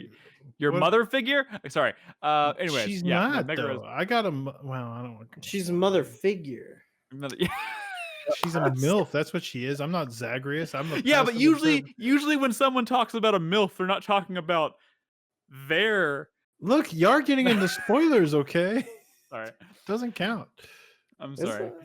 Anyways, mythology. Chris Davis chose for best new characters Jin Sakai. I think Jin Sakai was also from Ghost of Tsushima, also a great choice. Very dynamic character and well developed. Like Ed was talking about earlier with that story, it goes to some really interesting places. And the best new character from the community. Oh my God, where'd it go? I just saw it. Was sorry. Oh God, I apologize. Come back to me. I closed it on accident. Next category: best new enemy design. Brad, go. Yeah. So my choice for best new enemy design is the lightning dog from Half-Life Alyx. It's basically the lightning head crab. They call it the lightning dog. I don't know why, but it's really cool enemy. The first time you come across it, it's the type of enemy that runs from you and hides, so it's really scary. And he's lightning, so you like. He's not made of lightning, but he he causes lightning or whatever. And you hear like crackling and you're like, where the fuck is he? Those are the best kinds of enemies because they're so scary. And then later on in the game, he starts this thing starts like crawling inside like corpses, and those come to life and become reanimating them. And it's just, I think of all the new I think all Half-Life games are about like dope fucking enemies, and I think this is the best new one in Half-Life Alyx, and it just really stood out to me. Any encounter with those things was just very memorable. So, all right, Nolan. So my winner for best new enemy design, I would love it. I would love to give it to all the Sujimon from Yakuza 7. Yeah. There are literally just dozens and dozens. I think it's over 100 different enemies in that 200 game. and something, yeah. Jesus Christ. And they're all like, fairly unique. There's a couple that are like similar styles, but I'm specifically going to give it to the Pornografero. And I don't know where all you interact with him. I know one of the places you interact with him is in the sewer system below the city. And he is a guy he's wearing like a Speedo and like a crown. And he has one of those like inflatable, like if you've ever seen one of those inflatable things that go in pools, that's almost like you lay on it, like inflatable bed, yeah, or like an inflatable bed. It's like a long thing. It has like a little headrest. It's like for pools, and so he has that. But he's also like all slick. He's like oiled down. If you remember like Family Guy, there's the oiled up deaf guy or whatever. It's kind of like that. But that's kind of one of his attributes in combat. And like one of the moves he does, I had to like write it down. And so it says like Pornografero is slathering up Kasuga with goo, and he'll literally like slip towards you, and he throws the bed pillow thing under you, which knocks you down, and so now you're laying on it, and he gets on you, and he's all slicked, oiled up, and he like kind of goes into like a 69 position and starts rubbing your body, but which it makes you more susceptible to status effects. Because now you're covered, dude. It is fucking like that. That is this game. If you haven't seen it, this game is fucking wacky with some of the enemy designs. Yeah, they're so funny. There's so many different ones, dude. There's enemies in this game that are literally like in a trash bag. They hide as like little trash bags, and if you get close to them, they pop out. But it's just arms and legs and a head sticking out of a giant bag full of trash, dude. It's every fucking enemy in this game is great. That sounds unusual. Yeah. But now I want to play it. Crispy, do you have a winner for this? No, I did not. I just couldn't pick one. I don't know. All right. Fair enough. Fair enough. I don't know. Like it's all no. I All right. refuse. No, I Okay. abstain. All right, Ed. Yeah, so mine's a little bit of a interesting take. Divisive choice. Yeah, best new enemy design. Oh, Marauder from Doom Eternal. Fuck that guy. Just the type of enemy where you have to maintain like medium distance from him, not be super up close, and not be super far away, or otherwise he will like won't be susceptible to damage and stuff like that. Like, yes, he's annoying. Yes, I hated playing against him, but it did change up the gameplay for me. It did just enough that kind of gave me a little extra jolt of energy I needed to finish out this game. And so, like, there's a lot of stuff to have to do with The Last of Us and stuff like that. That's cool, but a lot of that was from the previous game. So, as far as like new enemy design, that's kind of what I was going for. That's fair enough. That dude almost made me quit that game several times. It's interesting. It's some interesting design, but man, it takes that game to a whole new level of difficulty at times. My winner is from The Last of Us, and honestly, you're right. There are a lot of enemies from The Last of Us that are there in the first game, but specifically for me, it was the Seraphites, or the Scars, as they call them. Not necessarily because of like what's required to fight them. I mean, they're people. They're cultists. It's mostly the atmosphere and like just like how creepy they kind of are. And You're like talking how about they like maybe specifically like the first time you interact with them, like in that kind of foresty area. where they communicate while hunting with whistles, which can create, especially if you're wearing like headphones and shit, can create like a real sense of just like paranoia. Like, oh my god, where did that noise come from? I can't kind of tell direct like which direction they're coming from. But also, it's just like a really creepy. It also made me feel like I was about to be hunted by dogs. Like, you know, like they're like sounds like they're releasing the hounds, which they did sometimes. But you know, it's just I liked the whole like the way the Seraphites were written and conceptualized and worked into the world. I think was just really fascinating, and how it kind of all culminates on that island. And obviously, of course, there's some really important characters in the game that come from that cult. Lev being one of the most important ones, obviously. That's handled really well and just becomes one of the most fascinating stories. It's like it's one of the that game has such an important story for Ellie and Abby and stuff, but like the story that kind of extends from the Seraphites and how Lev becomes tangled up in their story is just really fascinating. So like that enemy type contributes so much to the tone of the game, the combat scenarios, and the story altogether. I think it's kind of a no-brainer. So yeah.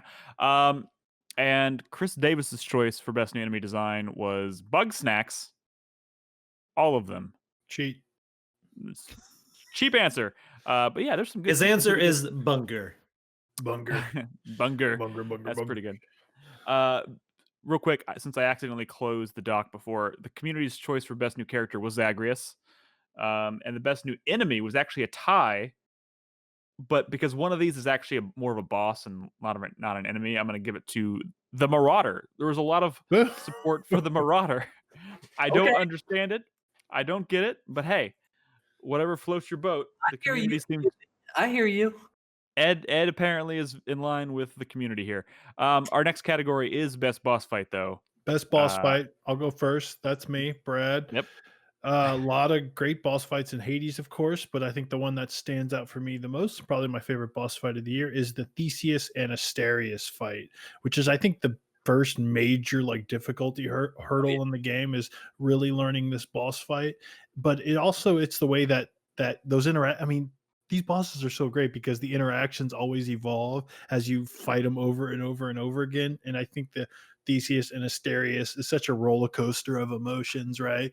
Like part of the way through that game, you think maybe Asterius is just going to turn on Theseus because Theseus is such a dick. But no, man, they're loyal. They're loyal to each other. It's just such a great interactions between them and you. And I don't know if you've ever played with Heat, some of y'all, maybe Ed, but in extreme measures is a heat option that you can turn on to make boss fights harder. to get extra heat. And if you do it on Theseus and Asterius, Theseus hops in a chariot, and he's in a fucking chariot that entire boss fight. No, it sounds awful. But it's so fucking cool. It's such a great, well-designed boss fight because you're managing like two different like one's so aggressive and the other one is just picking you off by throwing spears, and you really just have to be on your toes. It's just such a great boss fight in a game of great boss fights. So absolutely, that's my choice. Agreed. Nolan, my best boss fight is going to go to Hexagon from Fall Guys. Fuck that fucking game, son of a bitch. It is one of the simultaneously most frustrating and most satisfying like fights. I mean, I'm definitely going to call it a fight because it's definitely you against opponents. And holy fuck, just it's one of those things where the way you approach it can be, you can be aggressive, you can play it passive, you can try and stand on each little hexagon as long as you can before it disappears, or you could play super aggressive and drop down a bunch of levels real quick and start clearing out the path below to fuck other people. It's just one of those games where like every time I played it, I would literally fucking reposition myself and get ready and fucking and I don't know, it was one of those wins on Hexagon were always way more satisfying than wins on like Fall Mountain. Oh yeah. Well, I think this rolls really nicely into Crispy's choice for best boss fight. Yes, my best boss fight. Well, it's actually kind of two mixed together. I went with Among Us and Fall Guys because hell is other people, you know? Other people really and this isn't like those two games in particular. It's not about just like playing a game against other people who are also trying to win. You know, it's not about who's shooting the gun best or who's like running the fastest. It is about who is forsaking their humanity the quickest. Who can play the dirtiest? Who is giving into the darkness most completely. They are the ones who win. You know? Usually Nolan. Yeah. Somehow it's usually Nolan. Nolan is the best boss fight of the year. Somehow. That's funny. All right, I'll allow it. Ed. Yeah, best so boss fight. Play a lot of games with like really good boss fights other than like Hades and stuff like that, obviously. So the one I went with was the Hell House boss from Final Fantasy VII Remake. That is everyone knows this, but it's just a random enemy that you run into in the original game. And the fact that they took that regular enemy and turned it into a boss and a really cool boss to add to that made it just a really cool experience and fun and yeah. It was definitely an intense fight. Like it was not like a simple fight. I was on my toes the whole time, trying to be snappy and know when to switch to the right thing. Hell House was celebrated. It's like one of the best examples of like, a creative taking a meme and turning it into something like special. Right. And I feel like that's what that Hell House boss fight was. Yeah. Because it's such a non-thing in the original game. It's just an enemy in one little tiny area and never again. And but everyone loves it because it looked cool. It looked cool, and then they turned it into something special. That's fucking amazing. Yeah. Very cool. All right, and my choice for best boss fight was Jeff from Half-Life Alyx. Another maybe not boss in the traditional sense because it's more of just a you're stuck in a room. Really, the boss fight is yourself in that fight. Yeah, it's one trying to figure out how to you're stuck in this room with this weird infected person who is just like super aggressive and super strong, and you're obviously relatively. I think I can't remember if you don't have a gun at all or if you're whatever. But the point is, you're stuck in this room with this dude. You can't kill him, and you have to figure out how to survive and get out of the room without dying. To an extent, like solve puzzles. Well, things without accidentally knocking bottles over. You're definitely in that situation where the bottle's rolling off the thing and you fucking catch it to not make any noise. Yeah. It's an incredible moment in that game. And the moment you realize now you went from being stuck in this relatively small room to being stuck on an elevator with him was terrifying. Like doing this all in first person in VR too was incredibly terrifying. Especially when you realize kind of what you have to do, and like you just be like, the only way I'm going to get through this is if I suck it up and do it. And I don't want to spoil it, but it's tough, and it's one of those moments that I'll never forget. I was like, the moment that whole chapter was over, I was like, that was insane, and I loved it.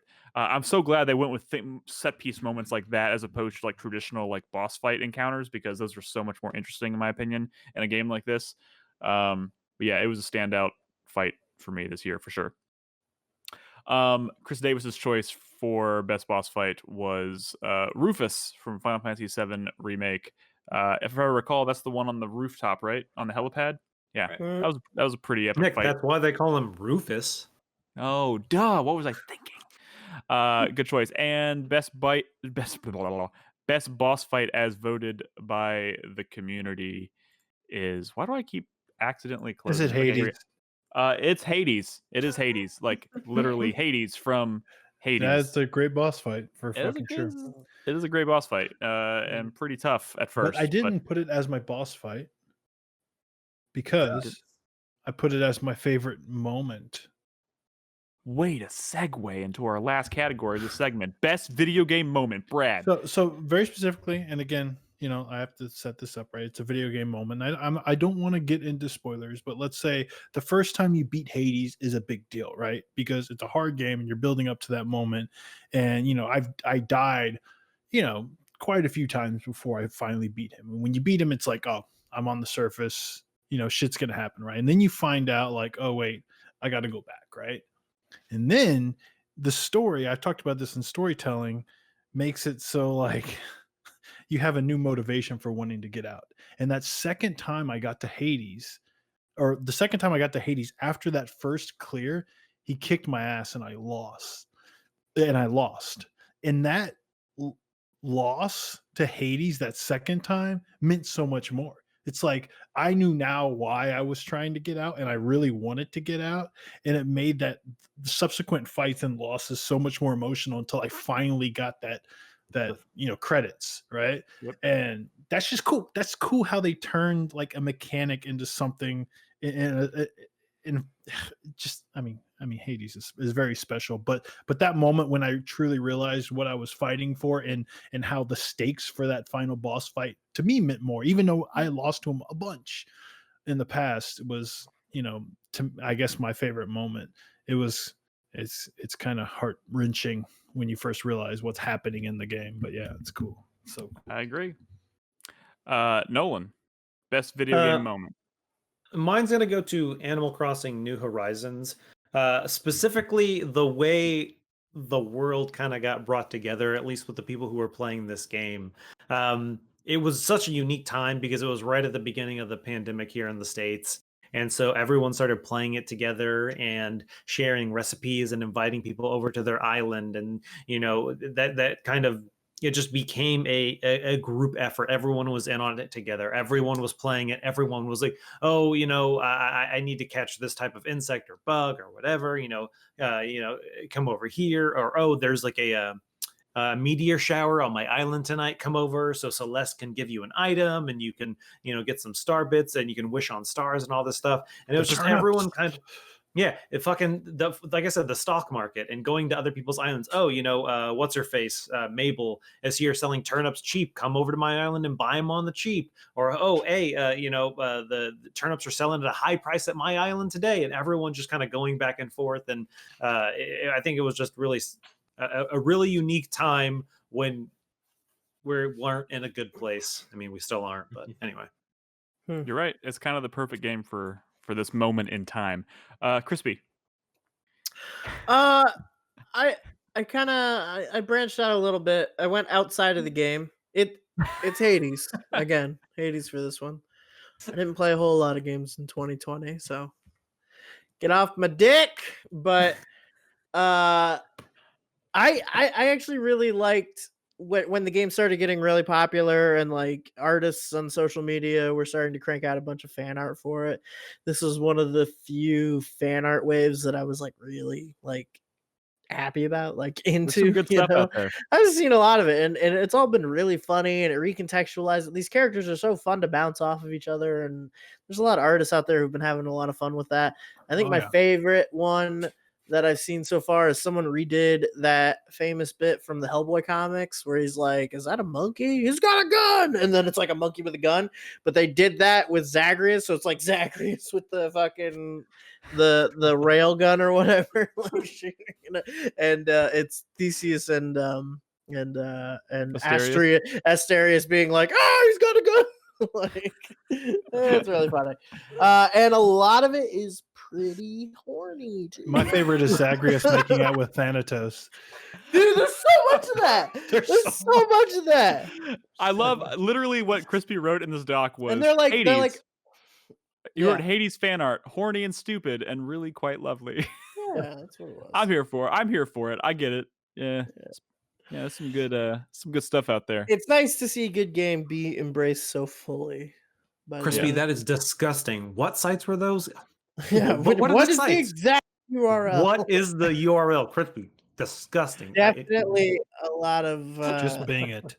definitely a lot of Zagreus Thanatos shipping going on, which is yeah. weird because they're like adopted brothers. But I mean, there's so many out there. dude. Which one? Yeah, Crispy, it's horrible. They Which totally one, bang in that game. I mean, so that's not even like fan shipping. It happens in the Oh, game. is there like a button press event? No, but you can bang. You can actually have a threesome. I think. Push A to bang. You know. Actually, my favorite genre. I've seen a bunch of them of like what Hades would have been like as a dad to like babies and Zagreus. He just like doesn't understand babies. I love it. It's great. It's pretty good. Ed, favorite moment. Yeah, so mine, there's a couple of them in the game, but The Last of Us 2, when you're playing the guitar, the one I'm thinking about the most is when you're in that city area that's kind of like the Uncharted Lost Legacy area, right?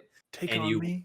and you kind of Take on me. walk into this like little building, and then it ends up being like kind of a music store, and then you It's like a Guitar Center. Yeah, you find the corner where the guitarist is sitting there, and you pick it up and you play it. And Dina, of course, is with you, and she's like in another part of the room. And then you see her kind of walk up behind you while you're playing, and then she sits down. She and watches serenades Dina. It's so good. It's so good, and the one at the end of the game too, I think, is also very poignant. I'll put it that way. So fucking good.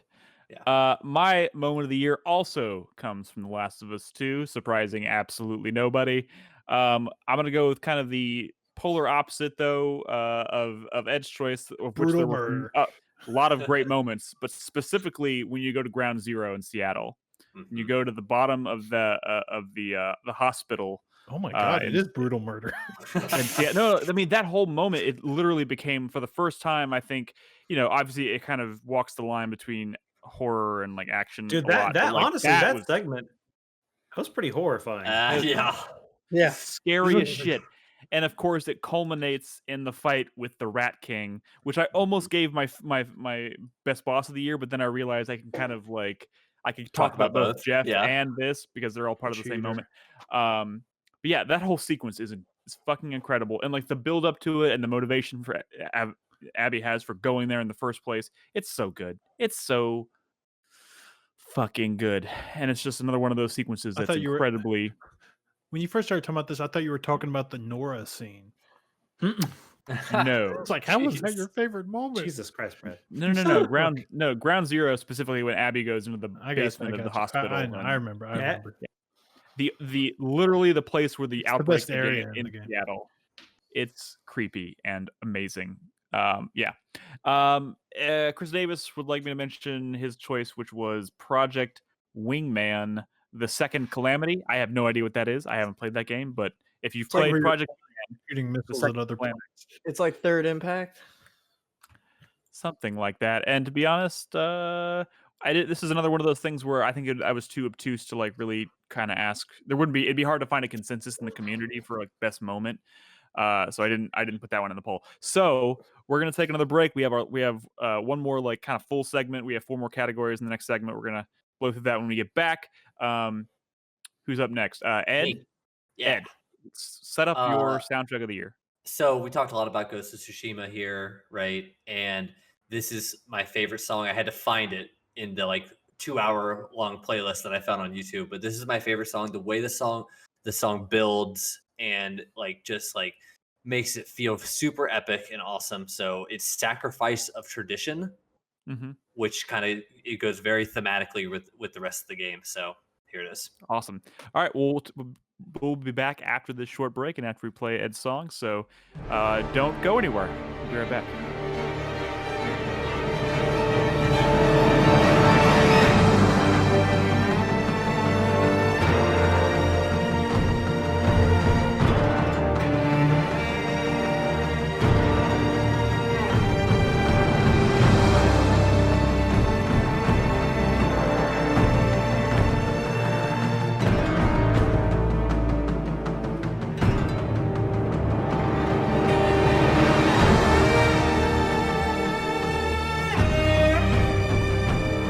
Guys, welcome back.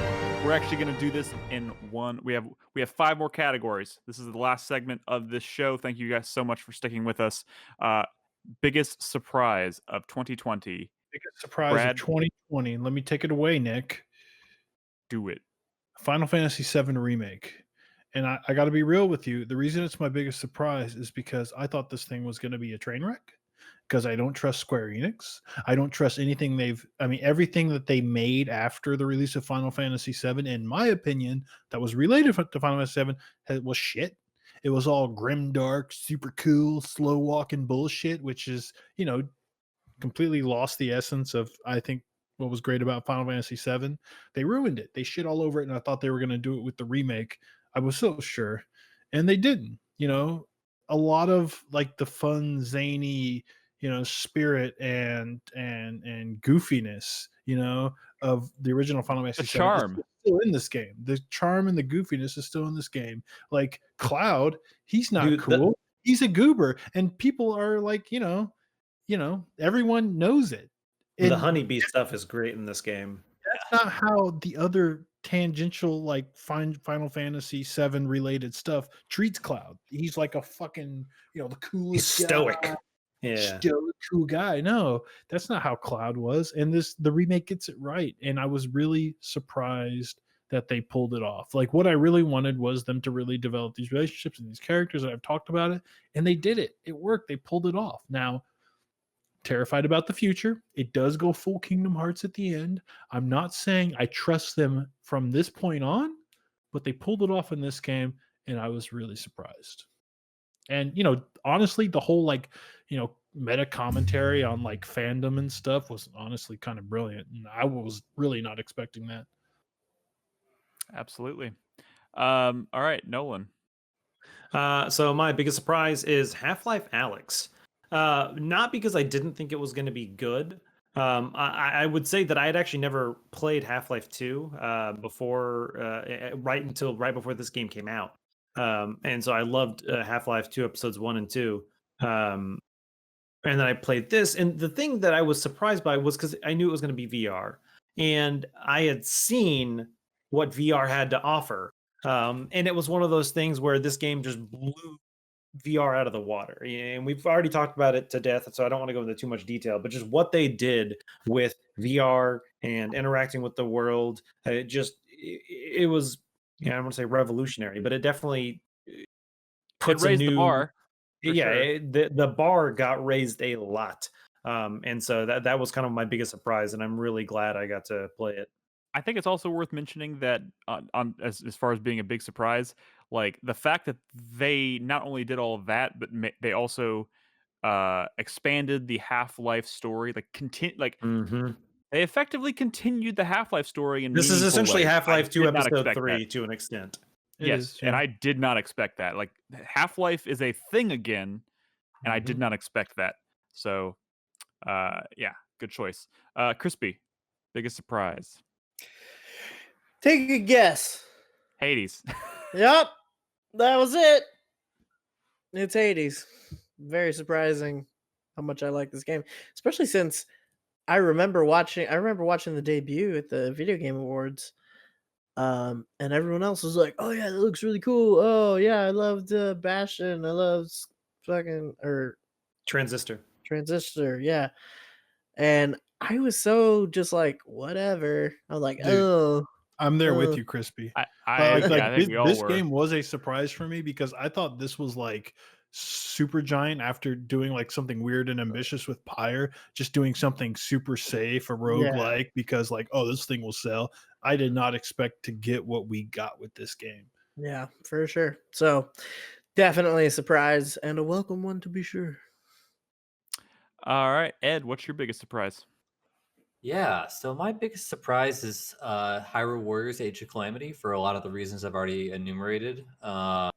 Great cast of characters, fun gameplay, great nostalgic plays with the music and the locations and stuff like that.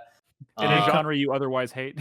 Yeah. And the fact that I did not like Hyrule Warriors, the first one at all, it turned me off real hard. This is just so different, and you actually get to see a Zelda with like actual confidence and stuff like that, which is something that she didn't really have in Breath of the Wild. She was very not to mention badass combos. Yeah, like she's definitely still questions herself a lot in this game for sure, but like it's a character development arc that at the end she like unlocks a new form of herself and makes it makes her super cool to play, I think. Sweet. My biggest surprise this year was Visage. On a literal sense, surprised that it suddenly very quickly came out of early access.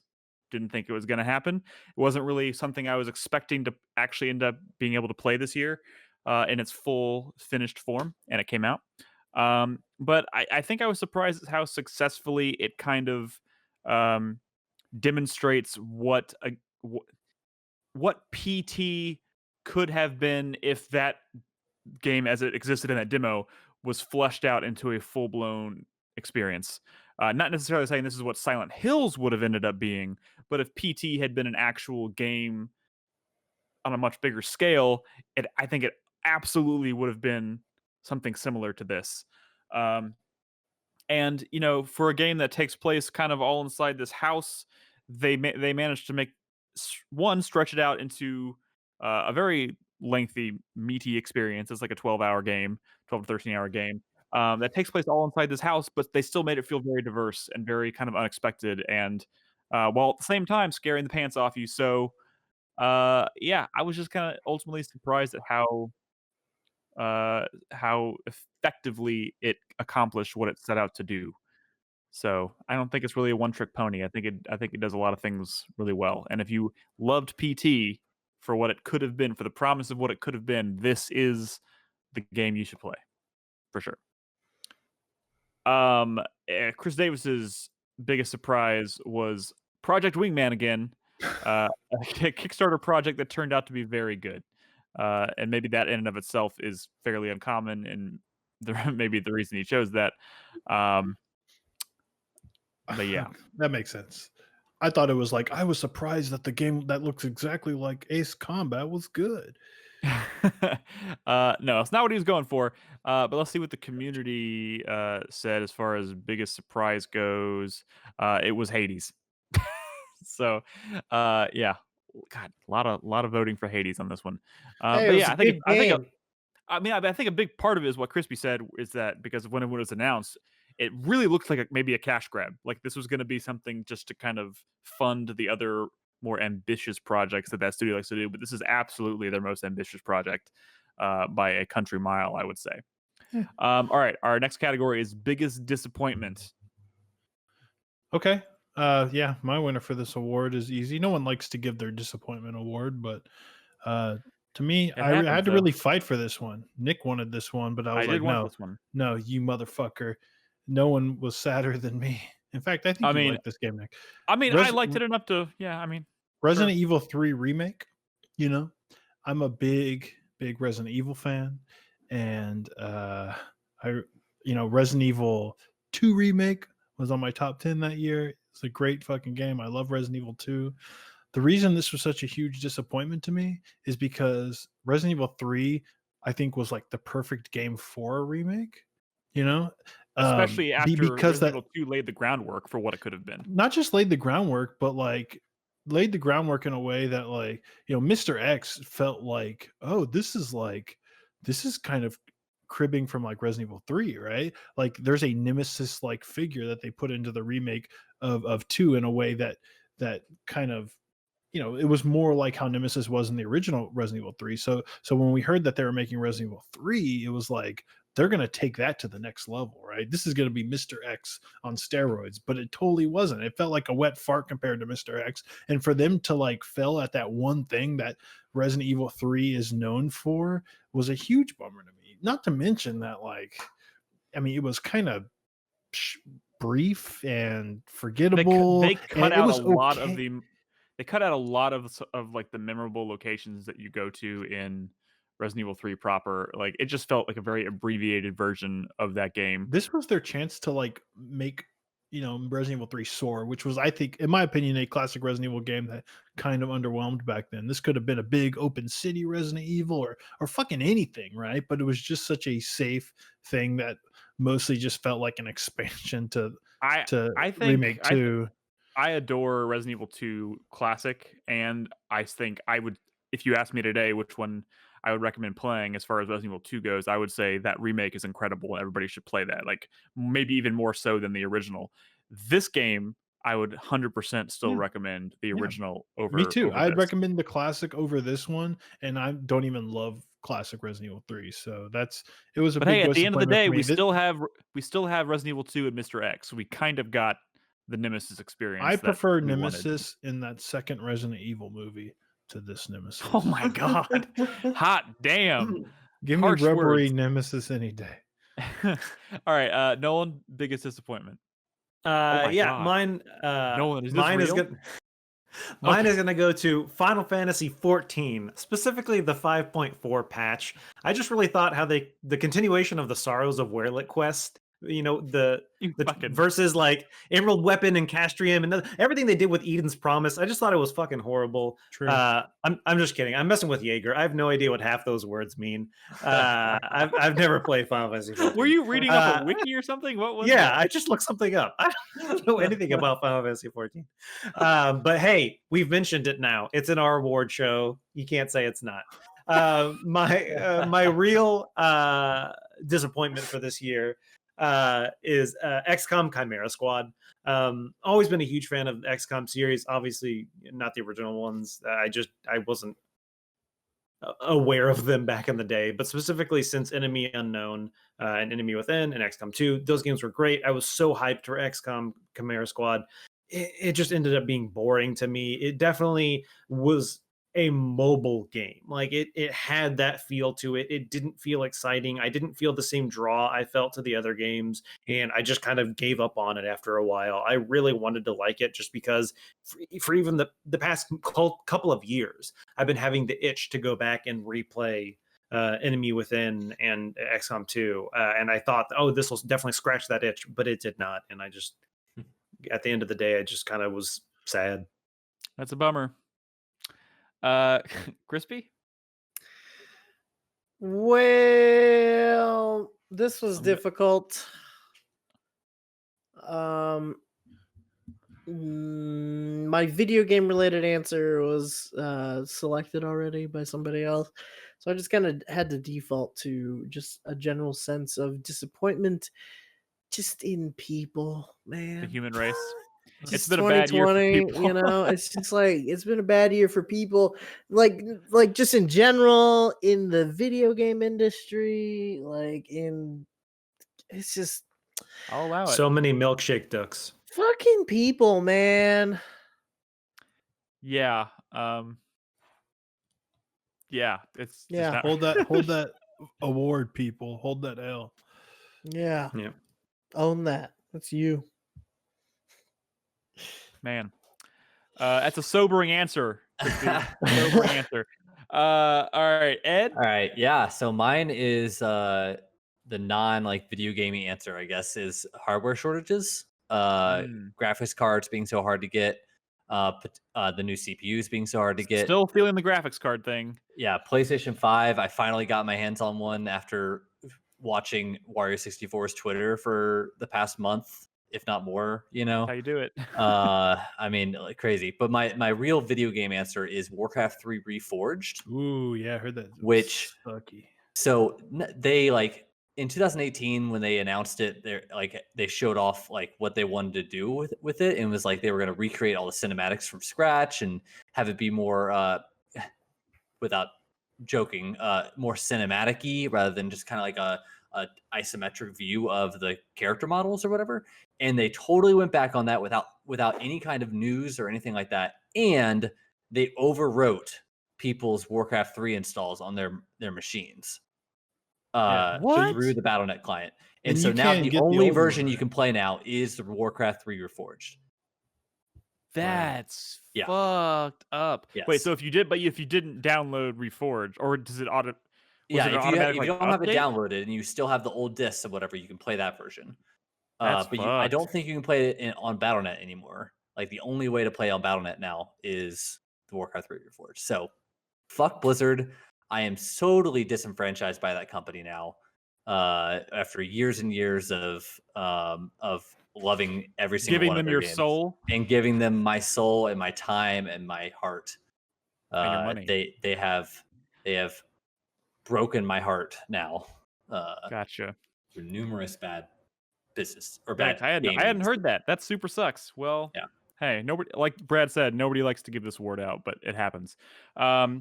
Which brings me to my winner for this year, Cyberpunk 2077. Obviously, a lot of anticipation there. I still fully expect to play this game. I expect to eventually play this for like 60 to 80 hours, but I'm not going to play it in the state that it's in on console. I'm, if I probably bit the bullet and just said fuck it and bought the PC version, it might not be so bad. But I'm still also waiting for new graphics card, like Ed mentioned. Yeah, I'm going to let you know right now, Nick. You're not going to be able to play it very well on PC.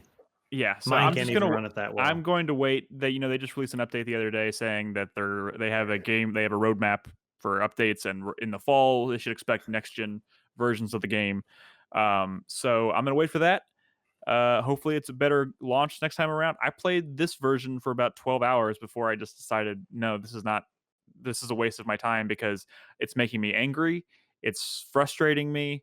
And why would I waste my time playing this right now when I could just wait for a better version? And that's happened to me before, maybe not necessarily to this extent. I've never done this before. I've returned my physical copy of this game to Amazon after playing it for 12 hours. Because I was just, I was like, this is not, in my opinion, this is not ideal, not a playable form of this game. So I returned it. And I will, if they make it up to us and they fix it, I'll buy it again. They'll get my money eventually. But now, so I finished Cyberpunk. That's impressive. This week. Wow. I will say I'm not sure. Yeah, I'm not sure the bug fixes that need to go into there in order to make that a playable game is going to change it into a good game.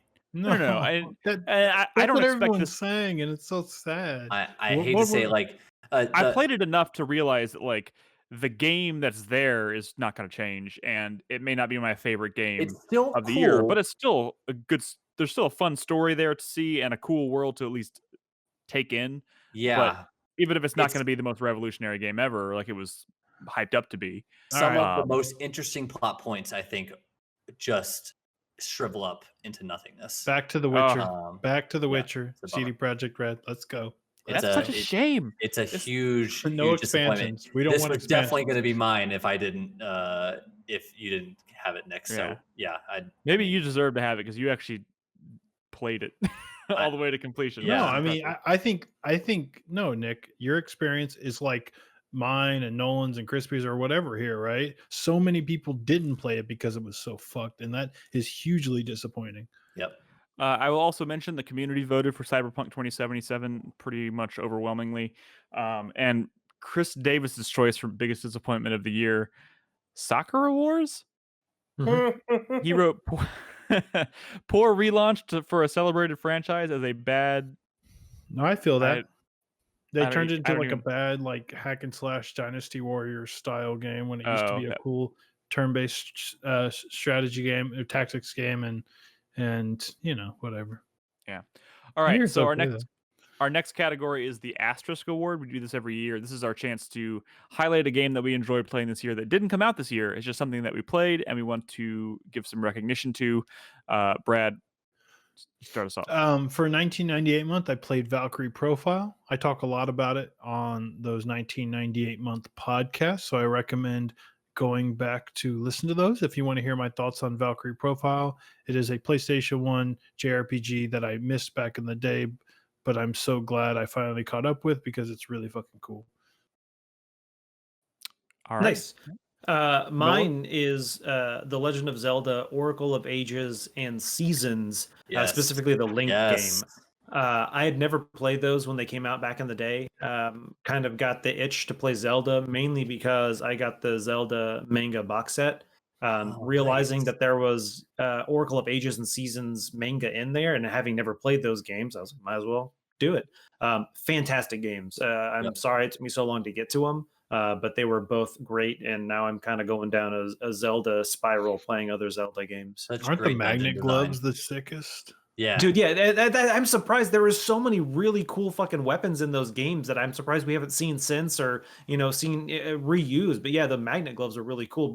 Solving puzzles by not just pulling and pushing things, but pulling and pushing yourself. Dude, yeah, it was great. The Pegasus seeds plus like Rock's Feather or Rock's Cape combo, stuff like God. that. The little animals that you can use to like traverse the world. To summon, you can play on. a flute to bring either like a kangaroo that can jump over gaps, or a flying kangaroo. bear, or like a swimming like fucking I don't know, dinosaur type thing. Yeah. You had me at kangaroo. It's so cool, and there's an island in the Oracle Ages where you lose all your items when you get there. That totally inspired the island in Breath of the Wild. Definitely, it's definitely from that. So, cool. I mean, just those are great games. Great games. And my first Zelda games was that. Oh, nice. Crispy, your asterisk. My Asterisk Award, I gave to... Give it to Among Us like a badass. Among Us, yeah. Right. It doesn't fit. No, actually, I gave it to what I have dubbed the summer of D&D. Oh. Since March last year, I have played I like how a bunch of D&D. Well, yeah, I mean, the D&D was one of the main things I did during lockdown, like all year. It's a good time for it, I would imagine. I had a Roll20 account already before lockdown. But when I started using it, it maybe had like 10 hours, 12 hours on it. I just checked it before the show. I have logged 415 hours over the last 9 months playing D&D. That's a lot of hours. Yeah, and that's running the game, that's playing the game, that's like with friends, with strangers. Like I just went D&D crazy. It was fucking wild. But I loved it. Loved every minute of it. Oh, that's all that matters. Ed. Yeah. So my Asterisk Award is for Tabletop Simulator. Played Haunting House on the Hill or whatever it's called. Yeah. Right? Betrayal at House on the Hill. Betrayal at House on There the Hill. it Thank you. Played Secret Palpatine, which is basically Secret Hitler. Played Codenames on there. Like it kind of goes along the same theme of like when we were in the summer, we couldn't go visit people or hang out with people, so we'd all just get online and play card games, play board games that we normally would play in person, and just have a good time, And so like this one and Among Us were the two kind of like Asterisk Awards for me in that way, but like this is definitely like, yeah, it meant a lot to have this as a game. Awesome. This next one makes me sad. Me? The one for me? It makes me sad. So I don't even remember why I did this, but I played all the way through the entirety of Telltale's The Walking Dead from beginning to end. I know why you did this. Isn't that a lot? Isn't that a lot of games? Yeah. Yeah, It it's is. 5 seasons, so Yeah, so 5 weird. seasons. Is that 5, longer than 6 it's 5 technically episodes I think it technically is, Nolan. of one season Yeah, it's almost of like a Telltale stubborn game? defiance is the reason that he Wait, didn't I don't finish Tales from the Borderlands. Oh, I get what you're doing. You're attacking me for not playing more Oh, we're Tales from the attacking Borderlands you. yet. It's bullshit. I get it. But let me tell you that Telltale went through a lot of shit for obvious reasons, and The Walking Dead kind of fizzled out after a while. Or in the eyes of the masses, I suppose. It was obviously an insanely popular game with the first season, even the second season, and then it kind of trailed off a little bit. But I think you would find if you went back and played that entire series that it goes to some really great, interesting places, really unexpected places, and that final season is incredible, just absolutely incredible. Like so much so that I was considering maybe there's a place for this game on my top 10 games of all time Wait. list. Oh, wait, but the last season of The Walking Dead came out last year or this year? I don't remember when it When came did out. it conclude? I think I don't think it was in 2020. I think it was Okay, in like okay. 2019. I think maybe. it was 2019, yeah. Okay. Yeah, I don't think any of these. Yeah, I think it ended before 2020. But all I'll say is that last season, this is also the season where it like they didn't know if they were going to be able to finish it because the whole Telltale went under thing happened, and then Skybound picked it back up and decided to finish it out. So I was like, that already kind of doesn't bode well for it. There's no way they can wrap this up really well, but they did. I think it's an incredible story, and it ends in a really great way. And Clementine's journey from that first season to that final season is just incredible. Not to mention, if you pick up the definitive edition, which is what I did, they take that new art style they used in that final season, which is beautiful, and they apply it to the whole series. So the whole series has like a fresh coat of paint on it, and it loads better and all this stuff. It's a much better experience. Yeah. So what it's episode of fantastic. Tales from the Borderlands are you on? 2. I am on 2. You Four's son of a good one. bitch. Don't worry, I'll get there, you bastard. I promise. We're fucking waiting. Maybe you'll finish another long series before you get to that episode too. Not finish, replay. Replay. Well, and at the rate finish. I'm moving, I will probably watch the entirety of Supernatural before I play the next. I am on season 7 of Supernatural, by the way. Anyways, It's not funny because you live with the Borderlands fanboy, but whatever. that is true. That is true. And Chris Davis's choice for the Asterisk was Command & Conquer Remastered. He said it's a faithful treatment of Command & Conquer 1 and Red Alert with lots of QOL improve. Oh, Quality of life. Quality of life. I was like, what is this abbreviation? Quality of life improvements. Cool. Obviously, did not do this for community because that would just be all over the place. Let's see. Biggest regret. We have 2 more categories. Biggest regret. Brad. My biggest regret is not a single game. It is the long list of indie games on my Steam wish list that I shunned because they were not available on Switch, and I feel so bad. I feel like I let these games down. There are multiple games with tactics in the title. You didn't let these games down. You left the people who devoted their time and effort building them down. The people who love tactics games. Multiple games with tactics right in the title that I wanted to play, but I didn't because they weren't on Switch, at least not yet. And I feel terrible. As you should. Fuck my Switch because it doesn't deserve that sort of respect from me. I mean, my PC, my poor PC. Anyways, that's my regret. Like so many games, Fae Tactics, Tenderfoot Tactics games. Damn it. Brett, what if you got I know they make them. They make like tiny PCs that are made to be like handheld. Like they can't play fucking Cyberpunk, but they can play like Steam games. Would you like play those indie games? I can play at work? Yeah, it's like they're like fucking little computers that are designed to be like handheld things. Sounds expensive. Those exist. Probably. Nolan. Sorry, my biggest regret, Carrion. Something I definitely wanted to play. I was super hyped for like it. 4 hours too. No, I know. It's not about like, I didn't blah blah blah or can't afford it. I never got around to it. It's one of those games that it's been on my I have a log of games that, hey, when this game comes out, I want to pick it up and play it, and it's been on there since the first time I saw it. Yeah, it's on Game Pass. Yeah, but just never got around to it. Yeah, that is a theme with the biggest regret category. Is these are all the games. I'll say this: I only played a demo, but that game I couldn't put it because I didn't actually play the final game. Is a front runner for best game feel. It's pretty awesome moving that thing around. I watched The Thing for the first time this year. What? Oh, I know. That's wild. It's a great fucking movie. The 50s version or the 80s version? Come on. Oh, I guess the 80s version. Yeah. There was a 50s version? I didn't know Yeah, that. but it's good. But when people... I watched the one with the Kurt 80s Russell. one. Yeah. Which it kind of made me immediately consider playing Carrion, but I didn't do it either. Crispy, what's your biggest regret? My biggest regret this year is that I did not get to play the Demon's Souls remake. It's very good. Because I don't have a PS5.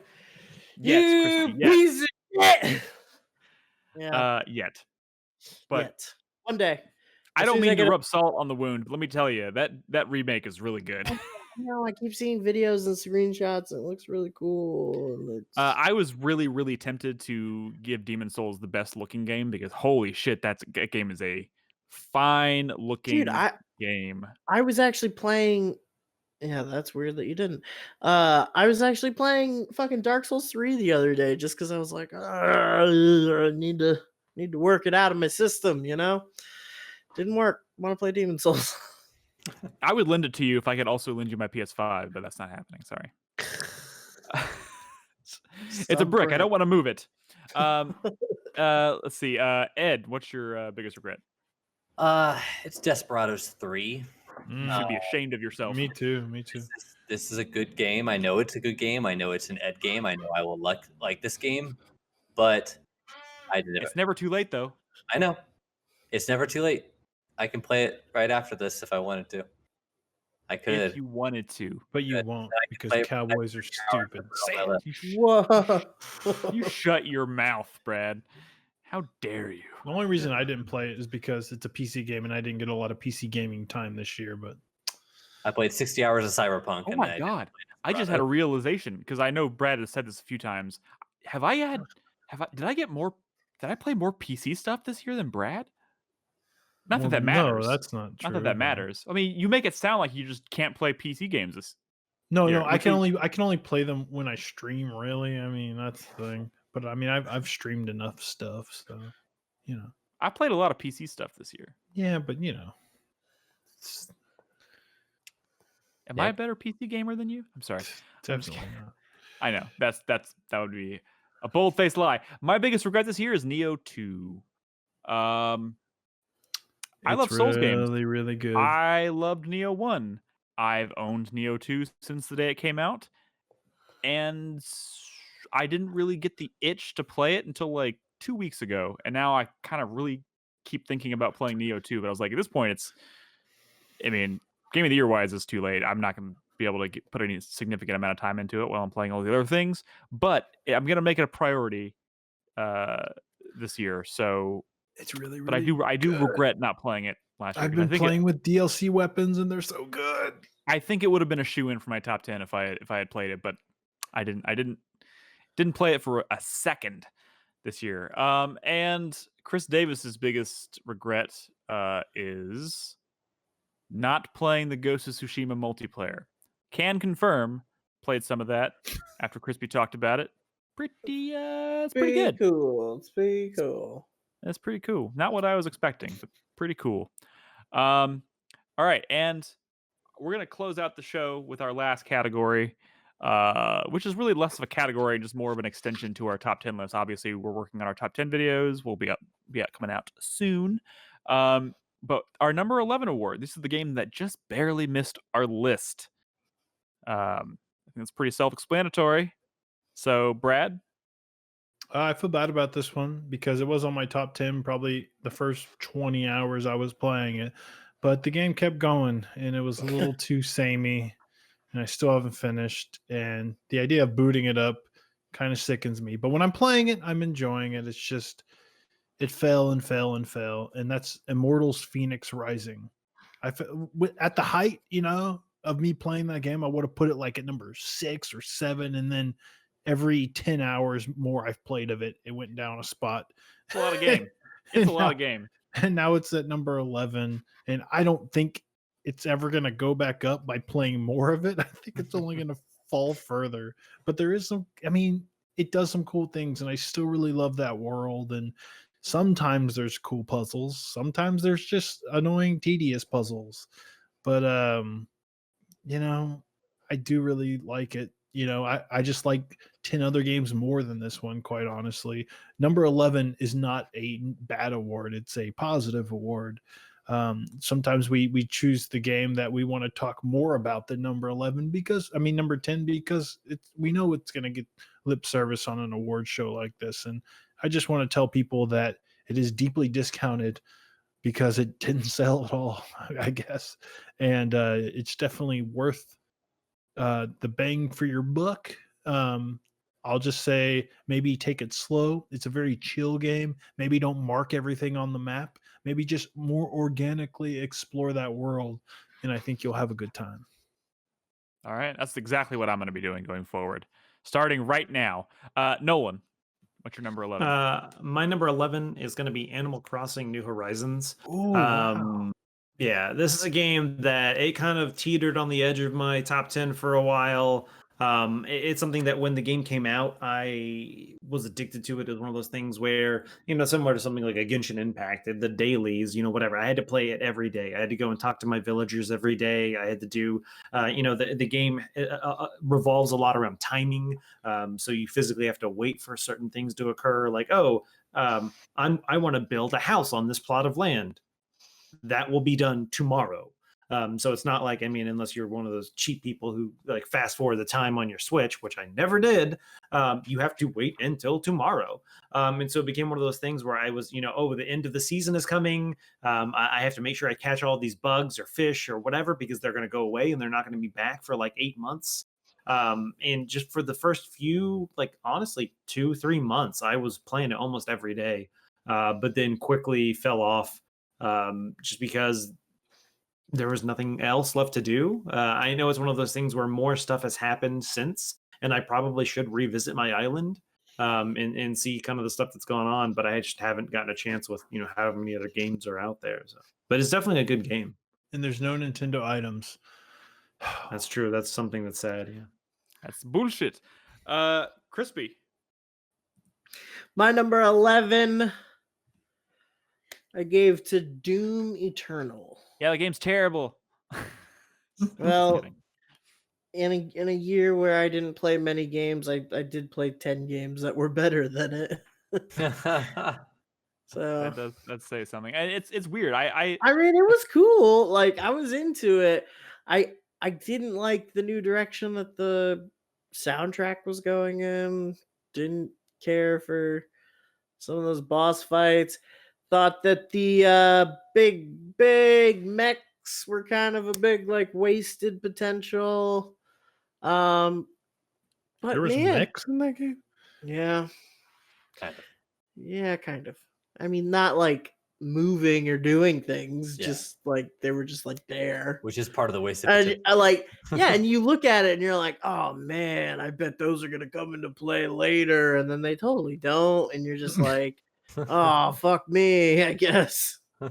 I mean, I enjoyed the game myself. I do think it is cool. That first game for some reason just hit harder or landed better. I mean, because it was the first one. It was surprising. It was new. Yeah, it was fresh. This is just kind of a reiteration of that. And I mean, exploring the environment is really cool. Running and gunning is really cool, but it just needed a little more. I feel like needed some of that. I don't know what. Je ne sais pas. Ed, what's your number 11? It is Journey to the Savage Planet, which is a game that came out back in January. I played it a number of times with a friend in co-op, and we kind of like explored the world together. And so the kind of gameplay experience alone kind of rose up more than the game itself, I guess you could say. Yeah. And so it's a cool game. It's fun and enjoyable to play in co-op. So recommend it. Yeah, I played it as well and enjoyed it. But in fact, it was one of my most anticipated games coming out of the last E3, whichever one that was that I went to. Yeah. I don't remember. But it didn't land the way I was hoping it would. I guess when I played the full game. But still, kind of nice Still little fun. breezy experience. Very pretty. My number 11 game, Brad, is Final Fantasy VII Remake. I knew it, you son of a bitch. And believe me, this was tough. I wrestled It wasn't with this tough. decision. I knew it. I fucking knew it. But here's the thing: for everything What country was this game developed? I'm sorry. Shut the fuck Go, up. just say it. Go ahead. I'm sorry. For everything I love about Final Fantasy VII Remake, there were things I didn't like. Like I hated all the side quests. Hated them. I can't stand how they're even, not only are they for the most part pretty boring, but like the way you go about, activating them and doing them was just not satisfying in the least. And it also just kind of sucked a lot of the mystery or exploration. Because I don't know. I'm just kidding. Go. Fuck you. What do you like about this game? It's your number 11. I'm sure you have a 12, 13, 14, and 15. All the things that we talked about. I love the characters. I love how beautifully reimagined this game that I adore from my childhood is. And I don't understand how this is going to be a thing going forward. I can't imagine how they're going to adapt the rest of Final Fantasy VII after this. But I don't know. I'm excited to see where it goes. I think the soundtrack is an incredible recreation. I love what they did with the characters. I even love the combat. I think the combat was a lot of fun, and the way they did they somehow took the materia system and made it, work with this action-based combat system, which was pretty cool. I like all that stuff. A lot of great moments. Just a few things that really kind of annoyed me, and also, like you mentioned earlier, like at the end, it shows signs of this series going full Kingdom Hearts. And I like Kingdom Hearts. But I didn't want this to go full Kingdom Hearts. But it's looking like that might happen. Full Kingdom Hearts yet, but it probably will. That ending is. I'm excited by the ending. No, I mean I'm excited about it too. I mean we did. It's only metaphorically Kingdom Hearts. I know. I'm just saying. This could still go any way. It could go left or right. I have no idea. But you know what? I enjoyed it enough that it just barely missed my list because of those few nitpicks I have. But like Brad said, I think it was also a shoe-in for biggest surprise because it's way better than it has any right to be. It's one of those games. It's like we always joked about the Final Fantasy VII Remake existing. Like we thought it was vaporware, and now it exists. It's a game we've played. Combat system was fun. The materia system was cool. The weapon system was new and awesome. Don't try to make it sound like I don't like this game, Brad. I do like this game a lot. It's my number 11. But I'm not even saying it's on my top 10 list. I'm just giving you a hard time. Oh yeah, you punk ass. All right, and Chris Davis's number 11 is The Last of Us Part 2. Wow. Wow. Y'all send him an email at chris@4playerpodcast.com. 4playernetwork.com. 4playernetwork.com. I think they both work. But anyways, guys, I thank you. I know it's been a long one. Thank you so much for sticking with us tonight. Again, if you have not seen it yet, the community top 10 games of the year, as voted and picked by you guys, is up on 4playernetwork.com. Check it out. I wonder what their number 11 was. Do we know? I can tell you what their number 11 was. Yeah, let's do it. Let's do it. Oh, this hasn't gone too long. And then afterwards, you're going to do your soundtrack? Yeah. Oh, God. See, now this is like, shit. I got to find the right doc. I had it hidden from you guys. Can I give a quick fuck you while you're doing that? Oh, my God. This is my fucking fuck you. I was so fucking pissed. All right. So I got some credit from Microsoft, right? I got like $30 in credit I don't know what to fucking use it on. I don't want to buy like an Xbox or I can buy Xbox Game Pass. I already have it. So I'm like, you know what? The new Xbox controller, like the revamped one that came out with a new Xbox, it was on sale. I'm like, you know what? I really like the shape of the Xbox controller. I'll get one of those, right? They have a shock blue, and I'm like, oh yeah, I'd like a nice blue Xbox controller that I can play on my PC. So I go on there on their website. I looked it up because I was fucking curious. First off, Microsoft was founded in 1975. This is a 45-year-old company. Their fucking that fucking one, you piece of shit. All right, so listen to this. Their website checkout. When you go on there, it says you have $30 in credit. That's going to be used. The rest will be charged to your card. Sounds good, right? But on the checkout side, it doesn't actually reflect that. It shows the full price. Weird, whatever. It says it'll be fine. I press checkout. I look on my credit card. I was charged the full amount. But I was also charged the amount as if the credit had been used.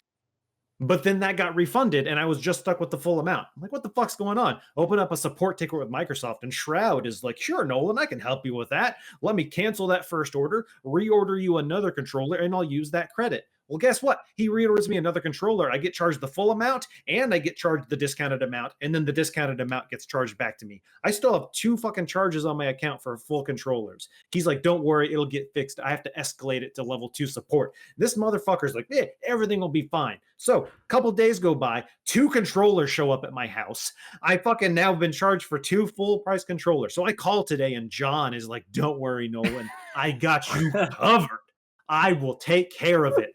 Let me first refund that first controller, and I'll send you a shipping label.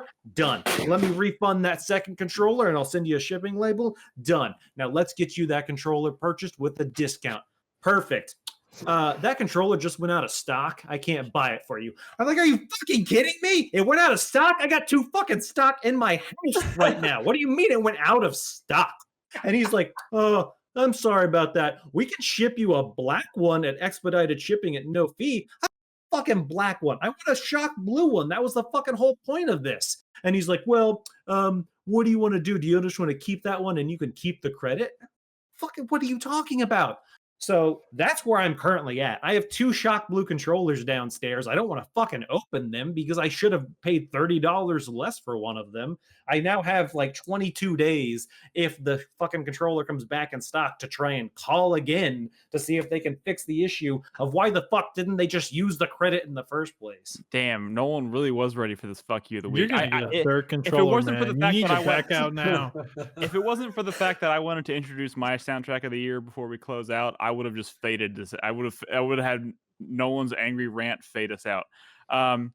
I apologize, Nolan. That sucks. The number 11 game from the community was Fall Guys.